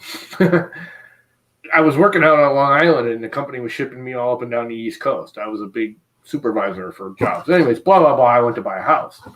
And my father was like, we need a garage. You don't need a house. And I'm like, that's kind of a dick move, Pops. And he starts laughing. He goes, no, my point is, the company's moving you around, and they put me up. When I go like to South Carolina, I went for 2 weeks. They put me up. They rent a house or whatever, or put me in an apartment, or put me in a hotel, depending on the time I was there. They put up everything. Plus, they paid all the bills here while I was gone. It was freaking a bizarre situation, but it was awesome. He was like, why don't you build a garage with an apartment above it? That way you still have a home base that's not in the house with me and Mom, but it's yours. So I said, okay. And I spent close to $100,000, and town came in and said, you can't build that. I'm like, what do you mean? He goes, you can't have a secondary building on the property larger than your primary. And I literally went to everybody around me and got a variance signed, because that thing is way bigger than this house. That's a 4-bay garage with a full 44-foot by 24-foot wide freaking apartment. What are you doing with it? Nothing now, because I never finished it. Why I don't you? ran out of money because my father got sick the first time, and kind of moved back home and quit my job, and then the freaking economy tanked, and one thing led to another. So is and it drywall? All my money went into the house, not into the garage. Is it insulated drywall and all that on inside, or no? Nope. Okay, just studs? It's framed. There's some insulation here and there. Basically, every time I finished a job and we had insulation left over, I brought it home and packed it in the walls. Well, why don't you tinker on it, and then you can have a huge hobby room instead of sitting in your bedroom for your streams. You can be in your. It's not insulated. It's not sheetrock. I have electricity out there. I have radiant heat run. The radiant heat's all run out there. The plumbing's all installed to the building. It's not connected in the house, but it's run from the house to the garage. There's drains and there's water lines and all that in the ground going to it, but nothing's run inside. And I don't have a furnace or anything, but it's got radiant heat. Pipes are all run. I'm not sure who get a furnace to hook it up. I'm not sure who that company is, Dominic. They're the guys on Joel's stream that he did it for the Christmas. That was a $3,500 or something printer. Okay, it's what it needed is a 3-point leveling system on the bed. So it was off kilter when you home it. It actually brings the bed up level on its own. It's the rail core. It's the same guys who make the rail core. Yeah. Okay. Yeah, they're really expensive printers. I think they're $3,000 or $4,000. They're really not. They're expensive. You can get the base one for like $1,800 for the kit. I can buy 4 printers for that price. Oh, well, I'm not saying you can't. But they're also big. They're 300 by 400 or something. And you could buy a refurb one all built for like $2,200. Thank you, Marcus. I'll put you down. It's all built. Well, I can buy 3 or maybe even 4 Ender 5 pluses for that price. Yeah, I know. I'm not. If I had the money, I would buy one in a heartbeat. I really like the Daedalus, but they're nice. Don't get me wrong. Here's 2 printers that I built today, and I got some Deltas. I got a job. I'm gonna print 9 pieces on this one, and it'll pay for itself after I print those 9 pieces. So I bought 2 of them, and I need to find a way to make money off my printer. Thanks to Liam. Where's that part? I have all my profiles now on Idea Maker, and the first print that came off of this is like glass. Mm-hmm. Well, Deltas are fantastic for quality. Yeah, and speed. I can get double the prints out of this one versus my other 12 printers. Yeah, the only downside of a Delta is the build volume is small because it's a round build surface. Yeah, and you got to go really tall to get anything because of the big long arms. You have to have something really huge. I started on this. I started on this project here, and once I get 9 of these done, they're spring loaded. This is that project I was talking to you about a while back, Jerry, is a robot. This is a sleeve with springs that I designed, and I changed it now, and there's only one spring in the center with the new design, but a robot comes by and it sets, these are all on a conveyor bolted down, and it sets this nipple on, and then it sets this cap on, then it sets the other cap on, and then it goes down and it gets spring loaded, snaps on, and it drops in a crate. Cool. They're doing this by hand right now, so for Mark, you could always send those my way. Get a bunch of those printed. You just put a few more people on start making money. Yeah, well, this will be all automated where we don't need anybody. And I run crap too. But this printer here, I was amazed how good the quality was. But I took the profiles. Today I put all my printers on Idea Maker. But they're not very expensive printers either. No, this is 225. No, this is 260. And when I do 9 of these on each one that I bought, they'll pay for themselves in one day. Nice. I won't buy a printer unless it pays for itself. It's got a month to pay for itself. But puppies. So the puppy's not happy. Oh, with the babies, that's why. The mini mutt. Nice. Oh. Fluffy. You gonna eat Like him? how the mom dog's just like, whatever. You're gonna take it away. That's one less thing annoying me later. That's really cute. Cool. I love pups. I love dogs. They don't even really look like puppy shit, though. The only weird about those dogs is they don't look like dogs until they get fur. Yeah, till they reach about another month, and they'll be about cute 6 looking. weeks old. Yeah. You painted the I don't tail, even think it'll be that long, will it? A couple of weeks and they're cute. No. He's a happy mommy puppy. You can't. Here, this is for Matt. This is one of his Jack Daniels. Oh, that's pretty cool. I'm actually shocked this is working as well as it is. Jerry, I need to drop off. I'll be back on in about 20 minutes if you're still here. All right. All right, man. I'll be back shortly. Thank you very much. Thanks for dropping in. We'll be here. See you, Jim. They're all eating. I'm going to leave the puppies alone.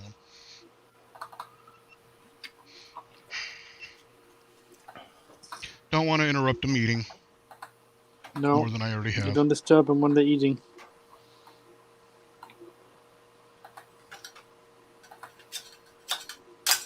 There we go. Yeah, my Anybody in dog's chat have any right questions? Yeah, if anybody else would like to drop in, here's a stream link right here. If you'd like to drop in and hang out and talk about what you're working on, you're very welcome to. That was my new GoPro I just got. I figured out how to stream it to a local stream server and then put that into OBS. So it's 100% wireless. You know, Daniel from Global 3D Print Project, he's looking for somebody who knows OBS. I use OBS pretty heavy. Well, he has lots of questions, so if you listen, Daniel, talk to Solon. Yep. In fact, my audio is going from OBS through an audio mixer that has 4 or 5 VST plugins in order to bring it up and yet not make it overpowering as well. That was something I just got working. I have a little knockoff. I got a knockoff GoPro. I forget the brand name. I bought it like a year ago, and it's just so damn tiny. But I think it's the same size as a GoPro. I've never owned a GoPro, and I'm not really sure what to do with it. If it's in a queso, they're okay. The newer firmwares on the Acasos, you can use them as a USB webcam. Mm-hmm. So I've seen people use them as the camera for their printer. Yep. I filmed a video with it a long time ago, and it seemed like with a wide angle, and it was really high def, but I want to put a camera in here, kind of looks down on the room on me from a distance, but I'm not sure which one to use. It'd have to be wireless. I have one like that too, Jerry. $60, and it's awesome. It's got it's a copycat from China, and the images are awesome. I have 2 Acaso 4Ks that I got for $25 to $50 each, and then I have the GoPro because I needed something that could survive a crash. And the Acasos cannot survive a crash. Hey Tom, what's that camera you used to use? I have one on my printer. We convert them to webcams.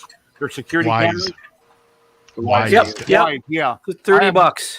Yeah, would that something like that work to mount it up high and have it beam down on my room? You think? Yep. Sure. Yes, but it will have latency. Okay. No, really? Well, I just use it. I watch all my 3D printers with the Ys. Yeah.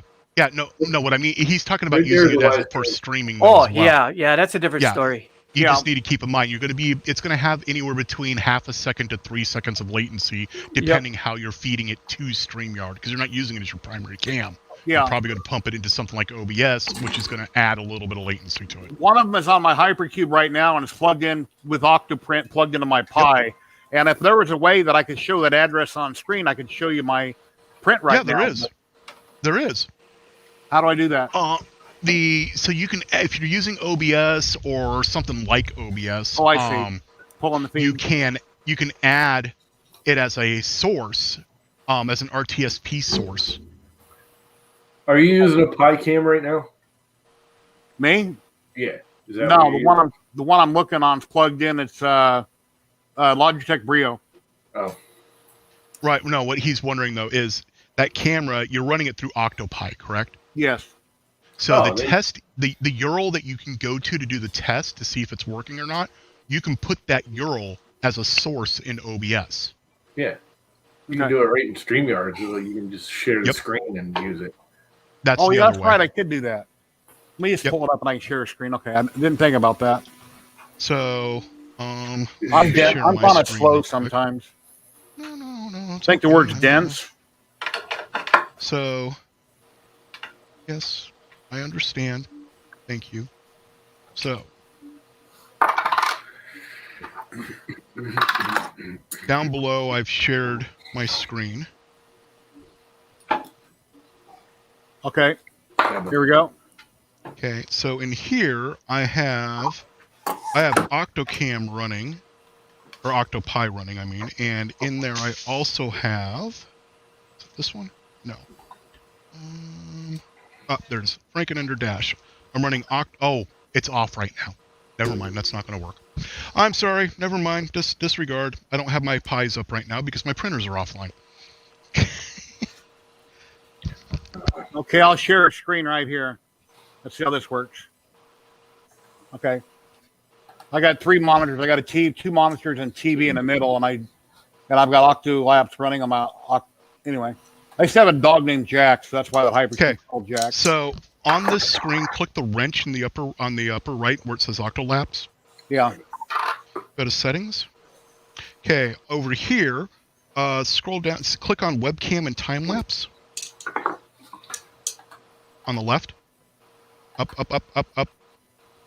Right there. Copy that where it says test. Copy everything in that box next to where it says test. Yep. Okay, now click in your bar up top, your address bar. Remove the hash sign control and the slash. One more. And now paste in what you copied. Hit enter. There you go. You can add that URL as a source in your streaming software. Okay. And that'll let you add it in as a window that you can move around like what Dan and myself and others have been doing. All right. But anyway, Balma, that's my Hypercube there. The green all the way around, I tried to put NeoPixels on it a long time ago, and I got that little deal that Warcocky sells unprinted solid, and I never could get it to work on my Big Tree Tech 1.4 Turbo. I've got like 80 or 90 lights going all the way around. It's got a separate power brick. That way it's not pulling power from the board, so I got to figure it out. I never did get them working. But anyway, it's up and running. You still got a TH3D blue freaking mat. Yeah, I bought a spring steel flex sheet from him, and since I had just put that on at the time I ordered the other one, I haven't replaced it. And right now I wiped the whole bed down with nanopolymer.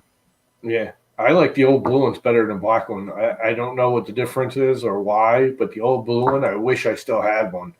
Mine, I literally just. Do you want one? September. You got one that's 300? No, mine are the 235 by 235. Yeah, my beds are all 300 plus. I used to go through these mats fairly often. You know, I would scuff them up, wipe them down with IPA, and I eventually at one point I'd get to a point where nothing would want to stick to them, and I'd have to tear them off. But now I can just use nanopolymer on it if I need to. But I need to put the Plex sheet on it. Jerry, what chat. Hey, Tripod, how you doing? What you need is this, Jerry. If you want to remotely switch on your lamp, if you're somewhere away and you want to check on your print. Yeah, I have a couple of those that work with Alexa, but I'm not sure why I would use it. It turns on my living room light. I have to have Alexa turn a light on and off the living room. That's about the only thing I use that plug for. I have a couple of them. So I have a full automation system here with one of my printers are set up and running. So Octohab monitors monitors the temperature after a print is done, and when the temperature of my hot end hits 50°C, it turns my printer off for me. Yeah, I have Matt. I had one of those for every one of my printers, so I could control them from my phone. If I'm at work, I'm looking at them. If I see something wrong, I can shut them down. Yep. But I haven't used them much because all my printers have auto shut off after they're done printing. Depends if I do sequential printing, then I'll do 5 or 6 parts at a clip, and then they'll auto shut off. And people ask me, well, don't you get heat creep? I never got heat creep, and I have all of them auto shut off after they're done. Yeah, I set mine just to turn off at 50°C, just to be sure I don't ever have a heat creep issue. Yeah. Are you doing that with your G code at the end then, or? Nope. Okay. So I have a script that runs in my Octohab that uses web calls to Octopi. Oh, that's right. You got Octoprint on all your stuff, right? Right. So yep. I'm doing basically mosquito calls between it and my home automation. Yep. In the home automation, I have a virtual switch that when it's on, which is default, then that means the printer, it finishes a print job, it waits for it to get down to 50°C, it then turns off power to the outlet that the printer's plugged into, and then it sends me a text message letting me know that the print is done. Yeah. Because I have it monitoring that, though, it also can get what the temperature is supposed to be for the bed and the hot end. Yeah. And if I go more than 10 above or below for either of them, I get an SMS message saying that there's possibly a thermal issue. Sure. If it goes 15 either way, it'll turn the printer off. Yeah. I kept my setup a little simpler. I didn't want to get involved with the Octopi and all that stuff. And I do monitoring for a living. Well, yeah, so. That's a different story. I wanted to keep it simple because of my time. But yeah, that's nice. I thought about it and then network it all, but I thought, nah, it's simple to just look at them with my phone and say, okay, shut this one off, shut that one off. But you can also use if you're using Octopi, the Telegram plugin is actually a really nice plugin. Yeah, it's crazy. The technology, it's so moves on so quick. I remember the Game Boy. Damn, I thought that was when it came out was good, but now the games what they have now is, just awesome. Amazing. The color and the graphics. Yep, it's really awesome. The first print farm I did 12 years ago, I had to build them all with Arduinos and program them, and now it's like you buy them right off the brain dead. Yeah. This is Patreon that I showed earlier. I'm printed out of clear resin because I ran out of resin pretty much. I'm down to using my clear up. It's from Wicked Patreon. It's oh God, what's his name? The black superhero that just died. Panther, yeah. Black Panther. Anyway, here's a bust of it, part of it, and I'm printing. So nice. Yeah, I got to haul it out.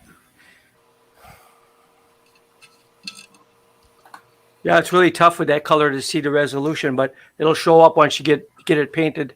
Yeah, prime it. It'll really pop. Yeah, I had a bunch of failures with different resin. I've had a lot of trouble with Mighty 4K. They had the Elegoo Mars. Go ahead. Have you tried adding pigment to your resins yet? I did with ZYLTECH. They sent me out some, and most of them didn't. They kind of clashed, and they didn't dye very well with what they sent me.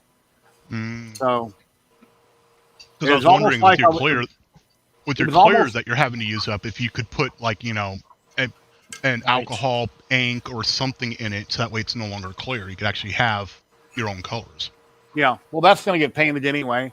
It's just that I had the Elegoo Mars for 2.5 years, and I had like 2 failures. It worked perfect every single day with any resin I put in it. Then I get the Sonic Mighty 4K, which is much larger for $500, and failure after failure after failure. It's like nothing but problems. And it's not that it wasn't adhering to the bed; it's a part was pulling off the supports. So I increased the penetration depth, and then that helped a little bit. And then I don't know, just nothing but headaches. And it's almost like it's the resin's fault. So I put ZYLTECH back in it, printed out and clear, and so far the parts are great. So I don't know. Yeah, I've only used my resin printer 3 times. First time was good. Second time was a huge mess. Third time was good, and I said, okay, that's good, and I put it away. Oh, well, I forgot what night that was. I didn't get a chance to watch it. You guys had Jerry had he was online with a bunch of guys, and they were talking. Who was that?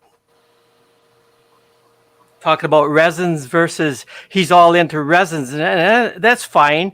But you were talking about making money, and I'm thinking, you're not gonna make money with a resin like you are FDM printers, unless there's only one way, and that's automate it and make jewelry or dice. You have to you have to make all them molds and everything, and that's so time consuming. Where you can 3D print parts and let them run overnight, and in the morning, there you got your. Well, if you're going to print a statue, you can paint it really nice. Then you want it to be printed out of resin because you have perfect quality. Yes, something like that. But I was talking overall, That's horrible. Some people. I hate spiders. God, I hate spiders. I do. Sorry, Jerry.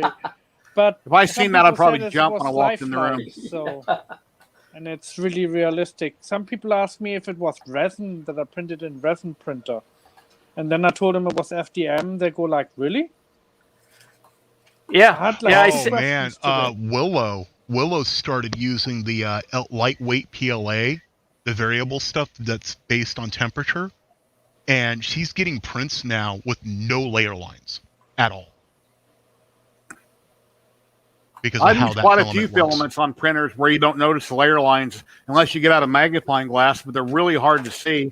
And a lot of people say, well, what's your post-processing? How do you get rid of the layer lines? What do you do before you prime it? Most of the time, I do nothing. I take off the supports, I prime it, and I'm good to go. I very rarely have to sand stuff down. Yeah, if you're when you guys were talking about resins and FDM, if your printer is tuned in, you should not have to sand it. FDM. No. Look at these brackets here. I mean, they're like glass all the way around. That's FDM. I make these for a company. Yeah, I have some camera cases that I've designed and printed, and I took one into work where I've got 4 or 5 other coworkers who 3D print as well. And I showed it to one of them, and they're looking at it going, they thought it was plastic molded injected. And I did nothing to it but pull it off the bed. Yep. That's when you got them tuned in. I mean, that's pretty good. That's awesome. Yeah, Matt, I was looking on Facebook, looking at your things there, and I can't justify yet. Well, when I do lithos, I make $20 a piece for these lithos here with the night lights, but I can't pop out all day. I can't justify Luban yet because I can sort of do everything that I do with the I was looking at Luban 3D Litho Maker and Image to Litho, and so far I can do everything with the free software. So I just started looking at Luban, and I done it for the colors and the tattoo and the balloon. Yes. Yep, the tattoo is awesome feature. Yeah, I mean, this is basically a tattoo. Okay, this model right here, for instance, done in resin, I can't print the hair in that fine of detail or her blades. And even at 0.08, I can't get that kind of detail. They won't be perfect. They'll be terrible. So some things, if it's small, fine detail, you have to do it in resin, or you're not going to get the quality because an FDM can't do it. Yeah. Right. I mean, right. I was talking in respect of, making money. It's tough to sell those models, Yes. For the time you put in. I mean, but they're outstanding. Yeah, if you're a professional painter, which I'm not, and you can make everything look like, oh my God, who painted that Michelangelo? Then you can get the money you want because it's just perfect. But I'm not at that kind of level. Me not either. Well, I'm good at lithosanes, but your paintings and your prints look pretty awesome. Jerry. No, thank you. I try. Yeah. But I got a lot to learn. You paint better than me, so and I'm crap, really crap. I don't want to rush you or nothing, but I want to see that car. Yeah, I know. I got so many different little things I'm working on, and now I'm into the robots, and I don't make time. Yeah, you're like me. I got all these projects all over, but it's like I have to do the print farm stuff first and my full-time job, and then I get to play around once in a while with lithos and things like that. I'll take a picture here to show you guys where I put the car at right now. Oh, I know. I got a question in a little bit for Liam. You know how you take until Jerry gets back? You know how you take Idea Maker and you what do you call that again? You got to make it stronger in certain parts. I take a cylinder and I stick it. What did he call that? I got to look that up. Your modifiers? Yes, your modifiers. Anyway, I take the modifiers, and because I'm making some of these parts, and this is going to get bolted down, so I make that solid part way up, and I make this pin solid. When I duplicate it, the pieces don't move with it. I wonder if there's a bug in the software. Like when I add a modifier cylinder here and one inside underneath, and then I say, okay, I want to duplicate it because I want to print 5 of these on a clip. It shifts them all and moves them on the bed, but then the modifiers don't move with the. You're not copying and doing the modifier with it. That's why. Is that 3D Builder? Is that what them groups are about? Or yep. Okay, that's what I got to look at. That's what I thought. To do the modifier. Because the other thing you want to do, if you're making those structurals, when you do your shell count, put 0.5 in it. Don't do I don't know what your shell count is, but do what? 0.5. Oh, add 0.5 to your shell count. If you're doing 4 shells, do 4.5 shells. Yes, or 3.5 because then it overlaps on that inside, right? It makes it every other layer. It overlaps the infill, and then you can even stronger connect your infill. Yes, because I tested that. Infill that just connect your end lines, and that just locks the thing together so it can't come apart. There's the Ghostbuster. It's super duper strong. The room I enclosed, I put it above my resin printers, and it's taken up 3/4 of the shelf right now. So definitely need to get it done. Once I get it done, I guess I can set it back up there finished because I don't know where else to put it. It's so darn big. What are you gonna do with it? You gonna sell it or keep it? Or no, I'll just keep it till someday I get tired of it, and then I'll sell it. So I don't know. So I told my wife if something ever happens to me or I die, I mean, look at all this stuff. What are you going to do? And she says, I'll donate it. What do you mean you're going to donate it? I have an awful lot of money here. Yeah. You could sell all that or have somebody help you and make a lot of money off everything. Don't donate it. That'd be dumb. I have the same thing, but Jerry, think about this. My son and I talked about this. I says he's not into none of this technology stuff like I am. And I go see all this stuff in the basement. I said, if I pass away, you know what's going to happen? He's going to get a dumpster that's going to be gone because it means a lot to me. And that's it. You know what I'm saying? Yeah, that's crazy. Well, I know, but I've seen it. I've seen it with elderly people where my neighbor across the street, when his wife passed away, she used to collect tons of Christmas stuff and knitting and crocheting, all kinds of stuff. He doesn't donate. He don't do yard sales. It all went out on the curb. And guess who across the street was over there bringing it to my house? I got like a truckload of stuff. And, we went through it. My wife kept what she wanted, or I did. And then I called my son over and my sister to go through and here, what do you want here? But yeah, I can't see good stuff just being thrown away. That's crazy. Yeah. Other people's treasures, other people's treasures. Yeah, I mean, when I was a little kid, my neighborhood had alleys. I'd ride my bike up and down the alleys, going through garbage cans, finding models and all kinds of cool stuff people would throw out. I mean, it's like a dumpster diver. I've always been that way. You never know what you'll find. And then when I worked construction for 35 years, when I was a tool guy, it was great because I had got so many building supplies from companies and things. For instance, in one of the towers, there was a really nice hydro tub that had jets and everything. They're putting in these timeshares. And because somebody done something in the tub they shouldn't have done to be nasty, rather than just clean it out, which we did, and it's still covered in plastic, they have to peel off of it once the room is open. They chose to remove it, and they were going to get rid of it. So that's like an $800 tub I got free. Sure. And I wound up eventually selling it. There's nothing wrong with it. It was cleaned and it still had the plastic on it. But oh no, they had to remove it because somebody done something that they shouldn't have done. But yeah. It's considered used, so the company that's their rule. It's crazy. Yeah. I was in the trades for a lot of years, and it's like, oh my God, if I would have had a shed, maybe it's a good thing I didn't. I'm going to 3D print an urn bin with googly eyes on it. My wife can put me in that. Years ago, I wanted to be buried, but it's too expensive. Just throw me in another. I can see you in a googly-eyed freaking urn. I can just so see you in a googly-eyed urn. Put me in the coffee and let somebody drink me on accident and tell them oh my God! I said to the wife, I said to the wife, have them make a giant Twinkie and take the filling out, put me in there, I'll last forever. You know what you need to do? Here's what you need to do, Jerry. You need to take Marcus's scanning thing, scan your face, stick it on an urn, hollow out the eyes, and make it a flat spot so she can glue the googly eyes there. So your face will actually be there with googly eyes. Yeah. I gotta go, guys. Brilliant idea. I know, me too. I gotta go, guys. Jerry, are you streaming different days? Usually I got Sundays open, but you've been doing other days now, so you won't be streaming again tomorrow, will you? No. I got my special guest on Tuesday, and then I'm live again Friday with Tripod and Sam Prentice. Okay. On those 2 live streams. But I was going to do this tomorrow, and my wife, well, it's Valentine's Day. Well, I said, so what does that mean? But anyway, if you're married, a lot of people understand that comment. But I just figured I'd do it tomorrow, maybe. Yeah, Matt messaged me, Matt German. He said, hey, we can do a live stream. So I figured, okay, let's just do it now.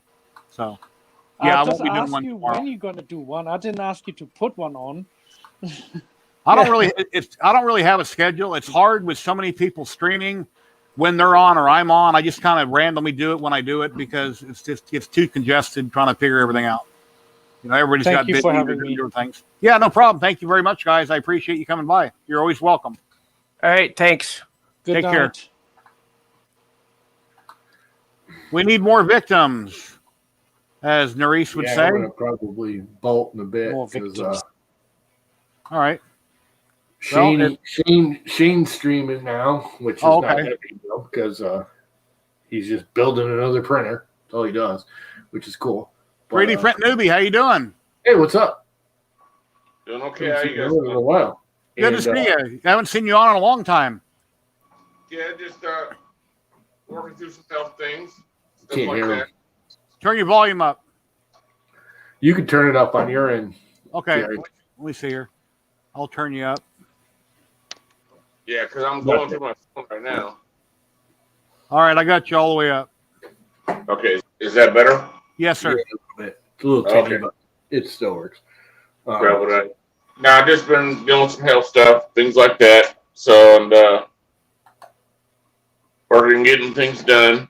Then I got a friend I talked to, his kids have been bugging him about getting a 3D printer. So he went ahead and bought one, but I made the mistake of showing the wife and the kids, my mini factory things, stuff like that. So now they want all this stuff printed out. So I'm actually helping him print out, fan covers and things like that and everything else for his printer. But other than that, I'm just hanging out. Yeah, So have them buy you lots of filament and buy extra for doing it or something. I don't know. yeah, I mean, he'll if he takes care of me, he takes care of me. But if not, it's a friend, so I don't mind. And some of the film I'm using anyway has it's his filament that he bought. Yeah. So Blue still. I already freaking host all the blue out. Oh boy. I think Zolon's busy. He's muted and his emoji's just hanging out. Oh, Jerry, I was wanting to get on earlier, but I was trying to get some stuff done. My 8 was here. You were talking about the stringing with the PETG. Yeah. Yeah. Chuck from Filming Friday, he has an episode where he shows you with the stringing with that, if you lower your retraction, yes, and lower your speed, it'll stop. Now, right now, let me see if I can do this on my phone. I'm pretty sure I can. But I'll still be able to see myself. Right now, I'm printing a fan cover for my friend, and I'm using how do you say the Irion or whatever else it is. Eeyore. I call it Eeyore filament. And hold on a second. I know it looks like I'm drunk driving, but I'm not. I'm using Irion PETG, and got it set. And this stuff is coming out like glass. See right there. I'm using the right.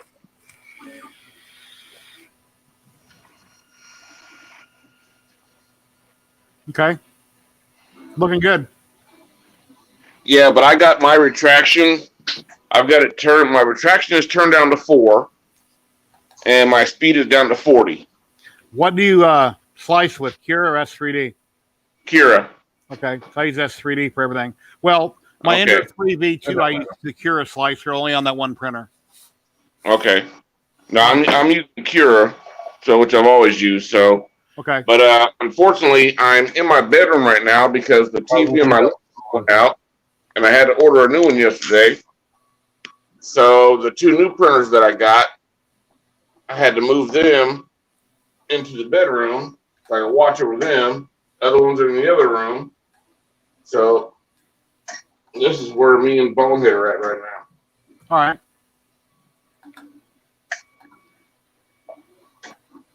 Yeah, that's the only option I have for getting with the stringing. Now, what's the gentleman's name? Hatfield. Who? He did the hot end fix. Luke Hatfield. Oh, Luke Hatfield. Yes. Yeah, he did the hot end fix. They said that also works with stringing. Okay. Yeah. But yeah, I was wanting to see more with the Echo 1, but said he hadn't been working on it. Yeah, I know I should have kept going on it and got it done, and I kind of got sidetracked with other things. I need to work on it. So I'm doing a little painting here and there on it every week or so. I paint some more parts, but I'm not sure when I'll get it done. I'll probably have another video out in a month or 2 on it. Were you saying that you were having stringing issues with PETG? Yes. I know you're in Vegas, or the Vegas area, which is a very dry area. Yes, it is. Have you tried putting it in a dehumidifier, in a dehydrator? I do have one here, but no, I haven't. I don't think I have. Put it in one for a good 4 or 5 hours, and then try it again. Okay. Yeah. Because when it does string, it's harder than hell to clean up the model. You can only clip so much of it off, and you heat it up, and and then your model gets soft. So yeah, it's a pain to clean up. I actually have been using a kitchen torch when I have that issue. Stringing's annoying. I guess a torch would probably burn it off quicker than trying to use a heat gun that melts the whole model. That's correct. Yeah. And you literally just wave it right on by. You don't. Okay. Yeah, I got my propane torch out in the garage, blue cylinder. But again, I would suggest try dehydrating the filament. Okay, I'll give that a shot. Yeah, I would dry the filament or just set your tractions better. All right. Yeah, I was printing at 235, so I kicked it up to like 245, 250. Seemed to help a little. Didn't cure it, so it's probably a retraction issue. Yeah. Well, and that's the temperature that I'm printing at, Jerry, is 245 on the hot end and 80 on the bed. Whoa! I found the slower the retractions with PETG. Not that I'm Zolan's probably way better at PETG than me, but the slower the retraction with PETG, the better. That is correct. Yeah, mine. Like I said, my retractions got before. You can do 100 millimeter retraction with PLA. If you only do a short one, and it don't care.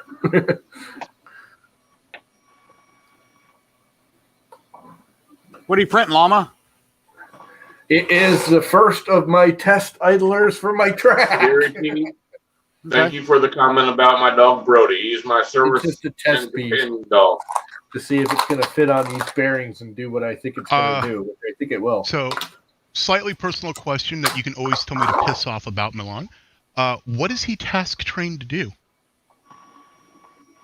What? I'm sorry. Say that again. What is he task trained to do?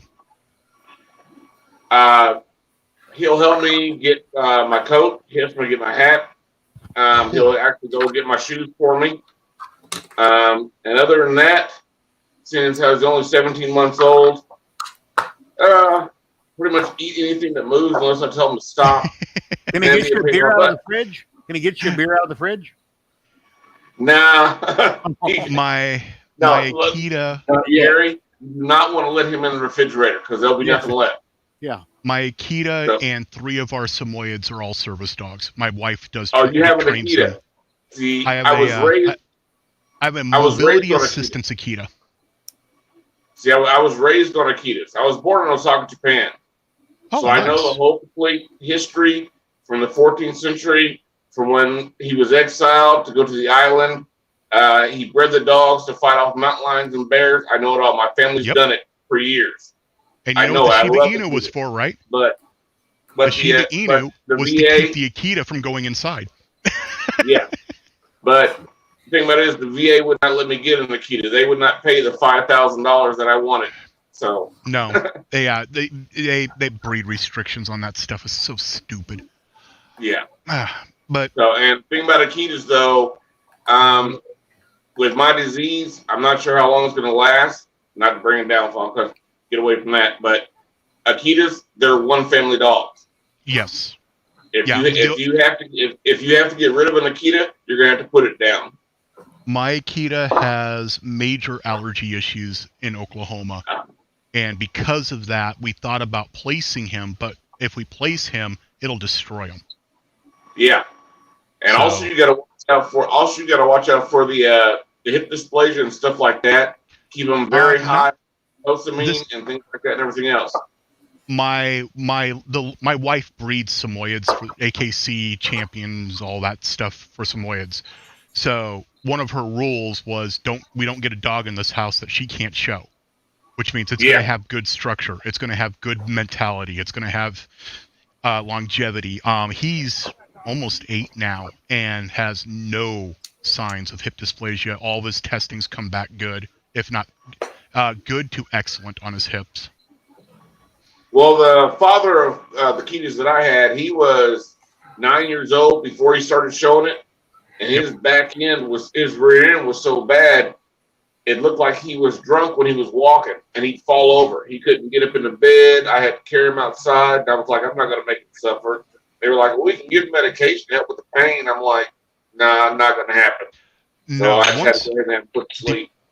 Depending on the mentality of the Akita, once they start living in pain, you have no choice but to put them down.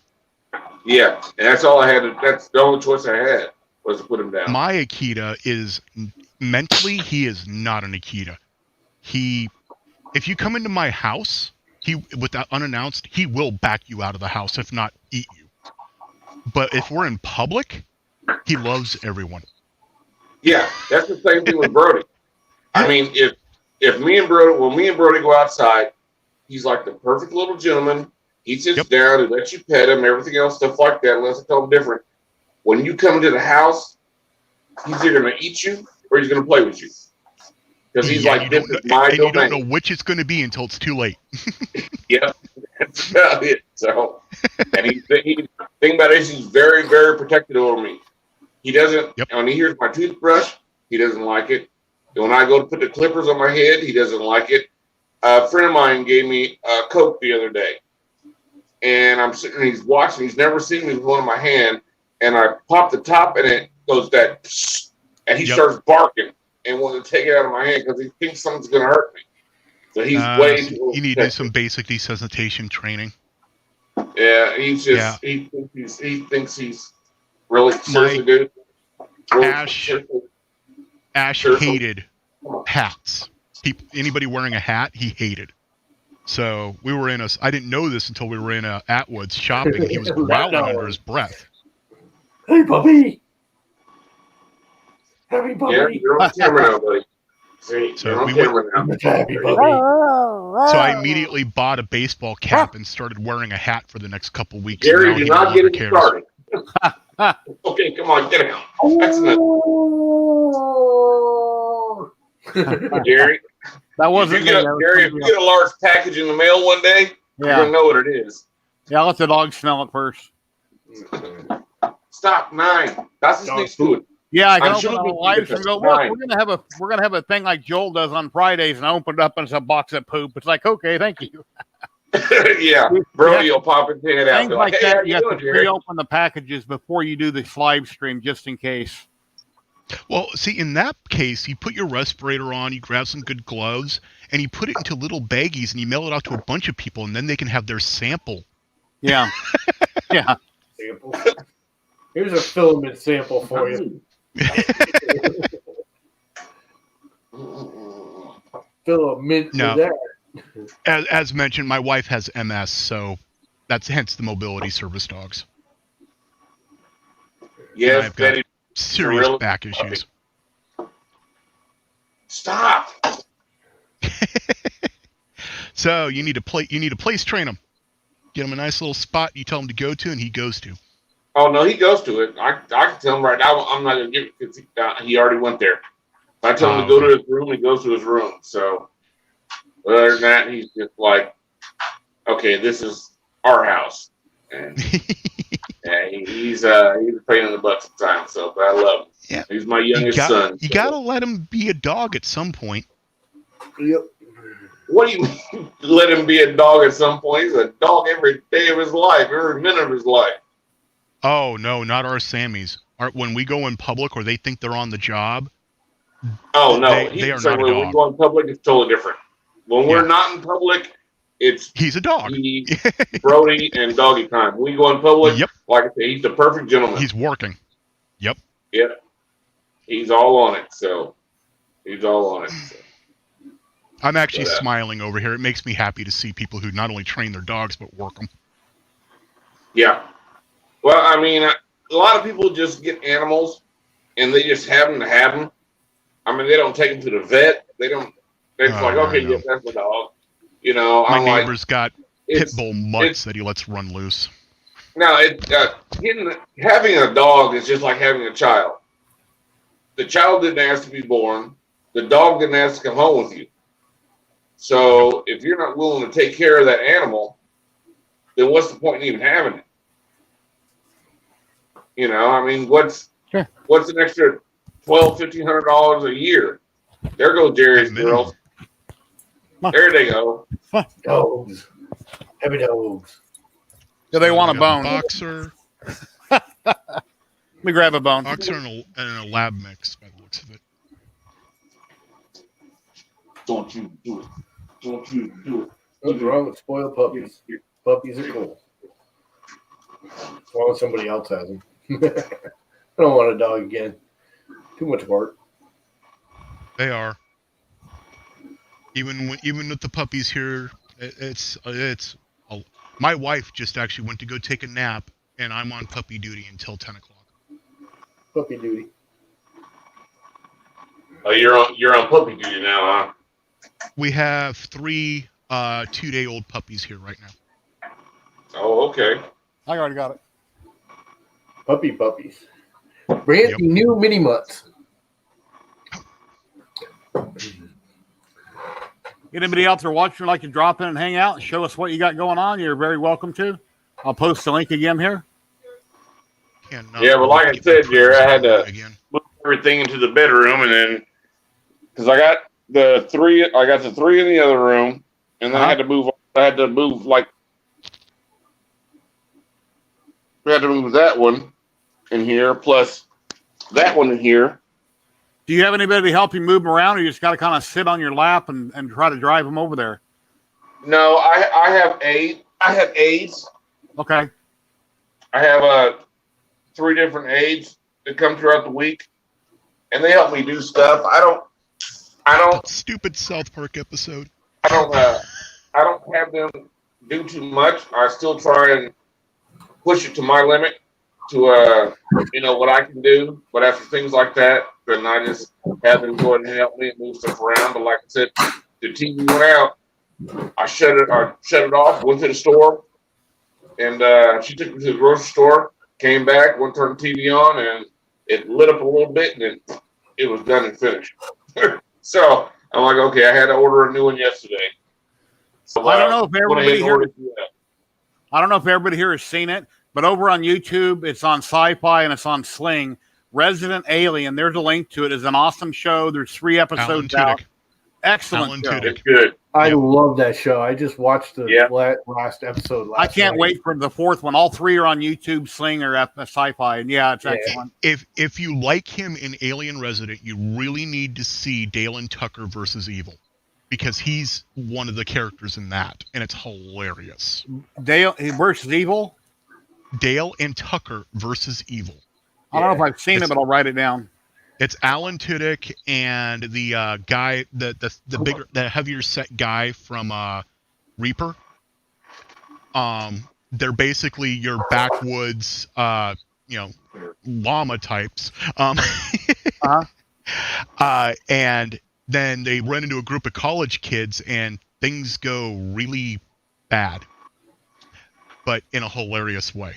Mm-hmm. One of the key lines is, one of the key lines from Alan Tudyk is, I don't get it. Why are they killing themselves? When the whole time the college kids think that Alan Tudyk and the other guy are the bad people. Well, here's one you might like, Zolan. Look for a show. It's a movie, but it's called D as in dog, O as in on, E as in echo, DOE. And it's actually pretty damn good. It's Ryan Reynolds, isn't it? Arrival would be A, but it's DOE. Yeah, okay. Yeah, I think it's a Ryan Reynolds film. I'm looking it up now. Oh, no, it's not. I was thinking E-Rival, not A-Rival. So anyway, based on where you live. Who's it by? Zolan? Are you talking about the one man wakes up with no memory but the ability to skip? Yep, that's the one. Have not seen that. Yeah. Added it to the list. Oh. Yeah, I'm a big I may not have seen it, but I remember some of these stills from it. Right now on Netflix, I'm watching a show called Space Sweepers. It's been pretty good. I started watching it and I couldn't get into it. It was I paused it like 20 times in the last day or two, but it gets better.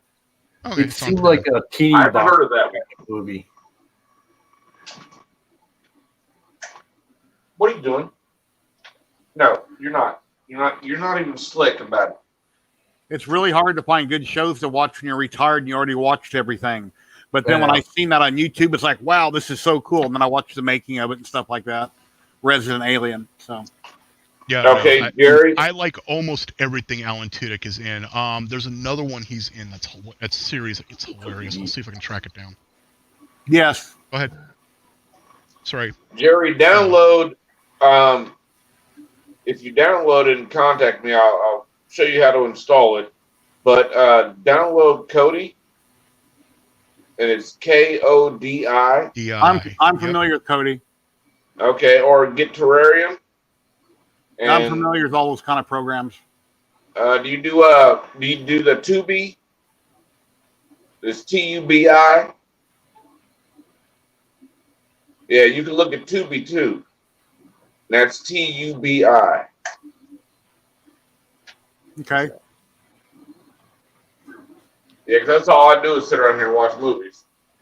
I have a personal Plex Media server running here, and Sonar and Radar have been my favorite two utilities. I've got about I'm up to 35 terabyte worth of media. Where is it? If you guys haven't seen The Last Kingdom, I think it's on Netflix. 4 seasons now. There's a 5th one coming out soon. Watch it. If you like that, Bravehearty, Vikings versus England kind of thing. Oh, The Last Kingdom. It's very loosely, it's not historic, but it's very loosely based on the real dude that basically took England and made it England. It used to be like 3 different kingdoms, and then the Vikings came in and like tried to take over England or something. And this dude grouped the Vikings who invaded. He became a Viking, kind of, and grouped them all together and got England to be one solid country. He's like the dude behind it all, supposedly. I don't know. They clearly say that this is loosely based on him. There's almost no factual stuff in the video, in the show, but it's really good. Oh, really wow. Cool. I didn't realize the robot in iRobot was played by Alan Tudyk. Mm. Huh. Yeah, he did all the motion capture for it, didn't he? And the voice. Yeah. I did not know that.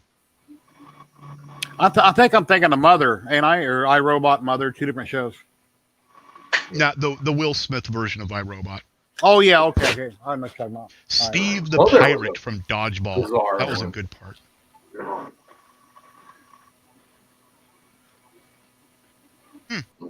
I've never actually gone through his film listing. Oh, anyways. Jerry, I got a question. I didn't see the link pop up to where I could log in and try and help plan out the robot parts or droid parts. Yeah, it should be. Its Patreon is posted on in the description on Tripod's channel. Okay. It costs $1 to join his Patreon, and all the links are there to print the mini. Let me see his exact name. Okay. It's the mini R2. Let me see the exact name on the paperwork. Okay. Yeah. BB-R2. It's a baby R2. And then there's a PDF file, and then I printed it out so I can look at it in front of me rather than on the screen. But that's on Tripod's channel. I linked the video a little bit ago here. Hey, we got somebody coming back in. Liam, Astro Printer. What's going on? Back again. Thank you for coming back. No one else was dropping in. I said I would. Well, I know. I'm just saying the stream is kind of dying down. A lot of people in chat haven't joined in. They're camera shy. Oh. Well, we know and a lot of them are watching another stream at the same time. Yeah, here, over a year ago, I couldn't imagine ever doing this now, and I just love the hell out of it. I love doing videos and being online and talking to people. It's awesome. Yep. This is our new normal. I mean, it might be forever. Hope not. I think the nice thing about the streams is it gives us the ability to interact more. Yeah. You could we don't all have Zoom meetings and all this kind of stuff. That can be done, but saying we don't all have those abilities. But a hangout is an easy way to have people come on and chat and get to know us. And we do interviews, we do videos all the time and stuff. And it's nice to get people to interact with us, because without that, you're just a face in the screen and I might as well be watching TV. No, Travis, there's nothing wrong with it. I'm just trying to make everybody in chat feel guilty, so they'll say, okay, I'll pop in. Yeah, no, I love you guys in chat or otherwise. It doesn't matter. I'm just being me. Hey, Marcus, Ethan's dad from EM3D. How you doing? Travis, the movie Bright is a really good Will Smith movie. It is. Good sci-fi movie. I took your challenge, Jerry. Here I am. Yeah, I don't want to offend anybody. I don't mean anything. You don't have to come in. You can just hang out and chat. That's fine. But yeah, how you doing, Marcus? What are you up to? I'll offend people for you. Oh. I can show you what I'm working on. I put in minimal effort. Hey, on behalf of Jerry, get a haircut. No, anyway. Yeah. Yeah.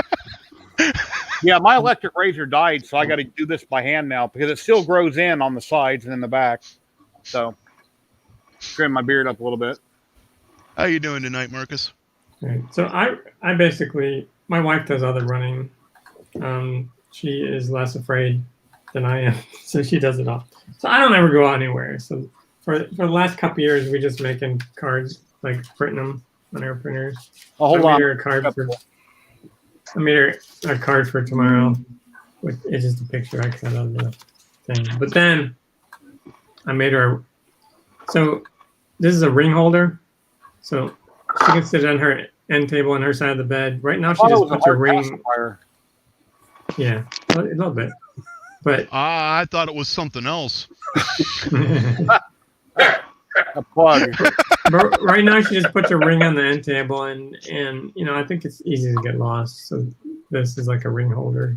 Yeah, oh, cool. Very nice. So it's minimal effort, but I had to do something. I was obligated. I could print my wife a pink emoji, but I'm not going to say what it would be. Chris Travis's logo, but a pink emoji.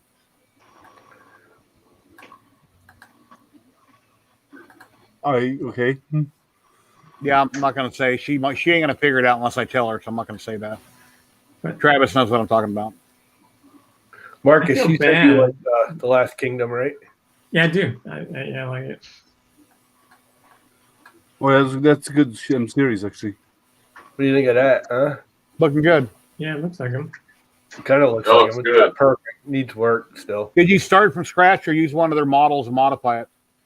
I started with a base man head. Okay. There's no feature. Basically, just so your eyes are placed correctly and the nose is placed correctly. I don't have to, but it's very, very, very basic. Is that the ZBrush you buy outright, or you pay monthly on this one? This is ZBrush Core. It's the middle of the road one. You can do either or. There's an absolute free version, which is garbage. I really like I don't know what to call it, like his foster sister, who was also was raised alongside him.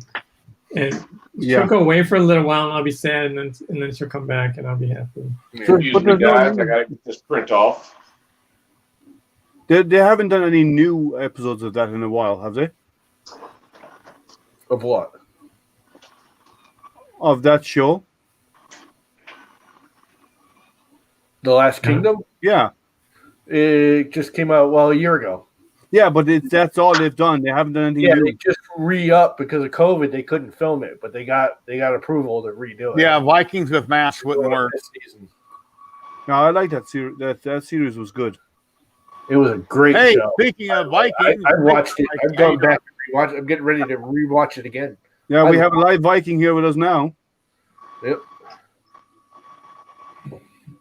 It's just bizarre the way he keeps going back and forth between the Vikings and the English.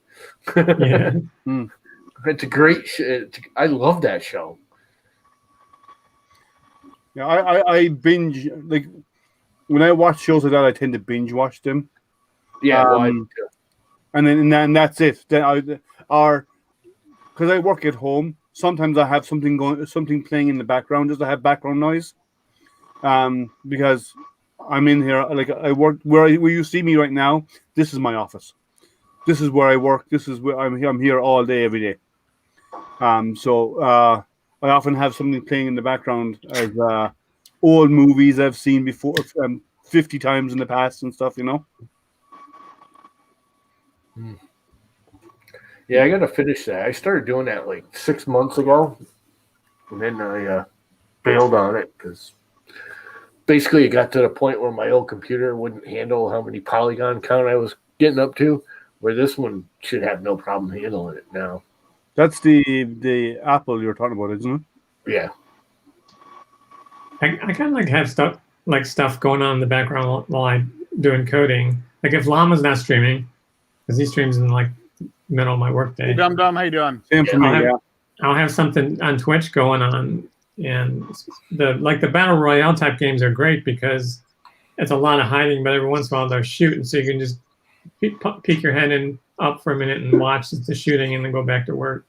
I have a TV here in my room as well, and it's dedicated to one thing, 24 hours a day, when I'm in my office, it's watching Boca Chica, Texas SpaceX development location. That's all it does. That's all I have on that. When's their next launch? When's their next test launch? They don't have a date yet. They were hoping to do one this week, but the FAA haven't issued the license yet. Okay. Yeah, I try to catch them on YouTube when I see them. Yeah. Well, I have a TV that watches that the Lab Padre feed continuously. That's all it does. Third time's a charm. Next time it's going to land fine. They think so because this time they're going to bring it down with 3 engines on, not just 2.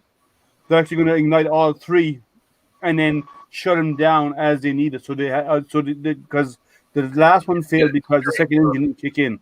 There was a low pressure. They're going in orbit and they're landing out on the water with no problem. So this one being so much more massive, they should get it figured out pretty quick. Well, yeah, 2 engines should do it, but they were getting problems with them igniting. So they're going to do all 3, which they do at launch.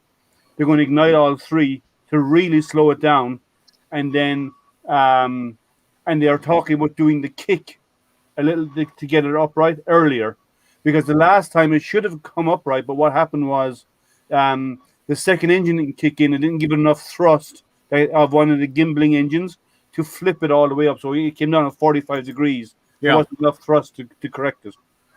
This is a whole new engine thing set up too, compared to their regular little. Well, no, they always have 3 engines.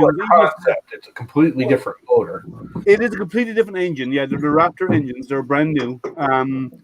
But it's basically an upsized version of the Falcon 9, with a few tweaks, obviously, and they have new Raptor engines. But the Raptor engines uses liquid oxygen and helium gas, or hydrogen gas. Sorry. So liquid oxygen, liquid hydrogen is what it's using. So there is very little bad byproduct out of it, because when you fuse hydrogen and oxygen, you burn it, you get water. Yep. So there's very little bad. There's very little outgassing from pollution coming out of it. Yeah, it's very, very minimal. And the reason why they went like that is because they believe with the ice they know is on Mars, that they can actually make fuel from the ice on Mars. They can make hydrogen, they can make oxygen out of ice. So, because it's basically water, right? So but this will eventually have about 40 engines. The main Starship, which is they haven't flown that part yet, the main booster that's going to go, because what you're seeing right now is their launch, which is the lander. Take care, Red Light. Land and the cargo. Thanks for watching. Hey, I gotta go. I gotta go get something to eat. I'll be back later, probably. Thank you very much for stopping in, Tom. I appreciate it. Take care, Llama. See you, Llama. We'll see you next time. So the main. Hey, Liam. Yeah. I have a question for you. Okay. What is going to take them to get to Mars? Okay, now they're talking about the orbital refueling. Yep, they're working on that. It's going to take them. You got to leave from the surface of the Earth up in orbit. Yep. And then leave from there to go to Mars. So how's that going to be accomplished in your honest opinion? Well, the plan is there's going to be 2 boosters, right? There's going to be what you see right now is the beta of the launch unit that would actually carry people and crew and cargo and so on. Then underneath that, there's going to be a super booster, which is going to have 40 engines in it for the heavy lift. So the one 40 Raptors? 40 Raptor engines, yeah. Holy Christ. So the bottom one, the one that we see now is going to go on top of the booster. Yeah, I know that. So the booster is going to push that up into orbit, and the booster is going to come back down. Yeah. Right? And another one of those will be, the plan right now is another one of this unit, but it's only going to be a fuel tank, will be put back on top of that booster and launch back up again, and will dock with the one that's already in orbit, transfer its fuel, and then come back down and land again. And so the one that's in orbit can then use that fuel to go to the moon or Mars. What are they doing about the excess weight? Because right now they're flying up a big shell, basically. They're not going to put seats in it and cargo bays and all that. do they have excess weight, you think, throughout it to compensate for that? So that once they get it all figured out, they can remove that and put everything else in there? Right now, when they're testing it, they actually have a weight mass mounted inside the nose cone. Okay, as if that was different objects or seats and... Yeah, to add the weight to make sure they have the vertical thrust. Yeah. And right now... Yeah, I was wondering about that too. If they were just launching the shell. If they were just launching the shell, you have to compensate for all the extra seats, the weight of the people that's going to be in there, and everything else, stuff like that. So and they have that. They have a weight mass in the nose. If they didn't, and then they add it later, they're going to start over from zero and refigure it all out again. Yeah. Well, no, they don't actually, because all they have to do is add more engines to give it more thrust. That's all they have to do. And as I said, what we see being tested right now is not the final. That's only half of it. Underneath that will actually be mounted on top of a booster, which is going to be the same diameter but taller, and it's going to be nothing but launch into space, push it into space, separate, and come back down like they do with the Falcon 9 right now. And in December, when they have the civilian pilot go up with it, where they're taking some people up for lots of dollars, it isn't going to be this one. It's going to be the other rockets that are already proven, right? Well, if you mean going to the space station, it's going to be the Falcon 9 using the Crew Dragon. If you're talking about going to the moon, the civilian rich guy that's going to go up, he's going to be the commander. That's going to be one of the new ones. That's the one they're developing right now. Okay, so it's not even tested and finished. So yeah, but that plan. So he's going to be the crash test dummy. No, well, they'll fly about 30 or 40 times before they put a person on it. Well, yes. Yeah, I know. I was just making a joke. Yeah. Elon is very specific and very tactical on everything he does, and he's not going to put anybody's life in danger. Yeah. Now they need to design a submarine that can go to the bottom of the ocean to places we've never been to ever. And no, there's places in the ocean that are so deep nothing can go there. It's too deep. They've gotten to the bottom of the Mariana Trench, which is the deepest part of the ocean, I believe. Yeah, there's no manned vehicles that can go to the deepest parts of the ocean without being crushed. I thought they did. I thought they had a sub that can go to the bottom of the Mariana Trench. Not to the bottom of the Mariana Trench, no. Can we live there? No, that's what secret alien bases are, places we can't explore. Yeah. Right. I think there's a chance we could live, like, colonize other planets and stuff. Princeton. Yeah. Well, that's one of the biggest things that amazes me is that us as humans, we all do it, whether it's, I don't care, whether it's filling up a propane lighter, whether it's someone using hairspray, whether it's barbecue on a grill, the type of fuel you buy, whatever else. We're all polluting this planet. But our sole entire goal is to leave this planet. Well, and we know more about outer space than we know about our own oceans. Well, that's true. I wouldn't say that's true, but I will say most people. Come on, Liam. Most people we do know not more want about to space leave. than we know about our oceans. Most people don't want to go to leave Earth. Musk's view of it is we should have people living on other planets that, in the case a catastrophe hit the planet, like a meteor or a comet hits the planet and wipes out the population. We have another special guest, everybody. We have David Petzel. Hey, David. Hey, Dave. I don't know. Hey, David. The man, the myth, the legend. So, you're at the restaurant. You're working. I'm working. Well, plus, as the sun expands, we have to move away from it. Well, that would be a long time away, right? The sun will not enter its red giant phase for another 3 or 4 billion years. They can't start planning too soon, though. But Liam, here's the problem with going to another planet. We have a big enough problem with militarization and policing our own planet. Yep. So you're going to have a military force, which they already said is going to be a space force. Okay. Plus, you're going to have a police force. Okay. And they're going to have to be in place before you put any civilians up there. Not necessarily. You send all hippies and you're good. Yeah. I agree with Marcus. Yeah, They're all hippies. everybody and all get along pretty fine. They didn't have law on everybody in Alaska, and they still went up there. So, Jerry, I wanted to show you this, and this is that the Irion PETG. No supports, no nothing, no stringing. Came out good. And like what Chuck said, I got it from Chuck on Filming Friday. Is just reduce down your retraction and slow down your speed. And this is PETG. Yeah. Yeah, I'd like to have Chuck on as a special guest sometime. I need to see if I can get a hold of him, see if he'd come on. Yeah. He lives near me. He's about 20 minutes ride from where I live. Mm-hmm. He's in Brighton. If you see him at Walmart, tell him I'd like to have him on as a special guest. Yeah.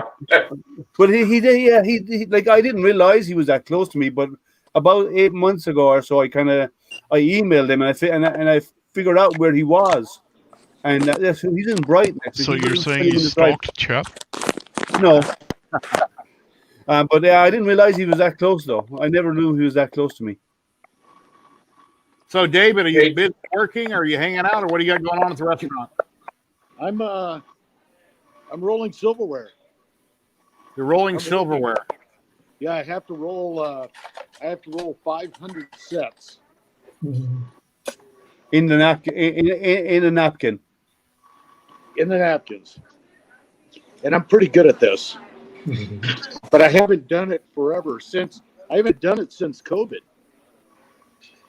All your servers are busy and they're not doing it, or they're at home? Or what's God, yes, we are swamped. This is like the old days. So, is there a technique for what you're doing, Dave? Pre-COVID today, because of the it's very nice. Shouldn't you be wearing a mask? David. What are you guys doing? For you. We're sitting here watching you roll silverware. Yeah, I got one. David, I have a question for you. I just bought 2 more Ender 3s, which gives me a total of 5. Only mods I've done to them are the knobs and stuff like that. But I want to put the Micro Swiss direct drive system on them. What would be the best pet spang for me to put on them? Actually, that new blockhead fits pretty decent on the Micro Swiss direct drive backplate. There's enough clearance coming straight up that it fits really nice on that. So is it listed as the blockhead? The blockhead, the new one. Okay. All right. I can answer this question on Hellspawn. On my Elegoo Mars, because the vat was so small, I did not dump my vat every time. I would take the spatula, the plastic one. I could easily run it through the vat in 3 swipes, and I could feel any debris that might be in it. On my bigger one, my Mighty 4K, which is a much larger vat, I must dump that every time, and I clean it out really good and then re-put in resin, because I've had a lot of failures. There might be a little bit of debris that came off the print, which has happened quite often, and I don't want to break my screen or rip my FEP.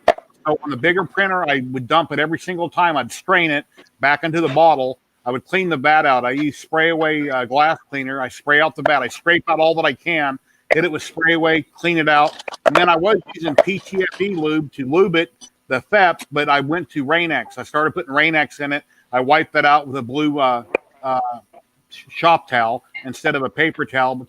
The blue ones are softer than the paper towels. Put it back on, and I dump my resin back in, start the next print. And then when I dump the resin in, I don't always start the next print. I might sit there for a couple of days or a week or two till I print again. If it sits for any amount of time, I'll mix it up with a spatula, and then I start printing again. But basically, if you have a large vat, yes, it'll take but a couple minutes to clean it out and start all over. I don't want to risk damaging something. And then on the Mars, very rarely did I ever strain the vat and start over, if that helps you out at all. Do you use the plastic Rain-X or do you use the normal glass Rain-X? Yeah, I'm not sure. I'll show you the bottle. I got it a few days ago. First time ever. I've only tried it a few times. I have the plastic Rain-X, but I use it for my dome on my all sky camera. Glass water repellent to one that I bought. You can actually get one for specifically for plastic. You should try that one instead. Okay. It costs a little bit. You get it in most of the auto stores. No, I'm just saying you should try. There is one that's made for plastic because the glass one will actually has a damaging effect on plastic over time, whereas the one that's made for plastic, it's not as robust as the glass one, but it works and it actually it does a good job, but it will not damage any type of plastic. Oh, and you were talking about those mirrors a couple days ago.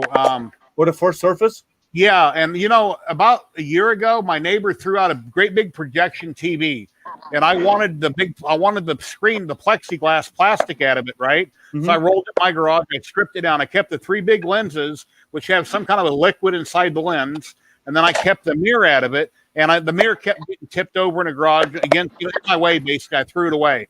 I didn't realize it, but that would have been that type of mirror. Yeah. DLP projectors also have front surface mirrors. Yeah, well, I've made my own. If the front surface gets damaged, there's a way to dissolve it off there, and then you can get it recoated again.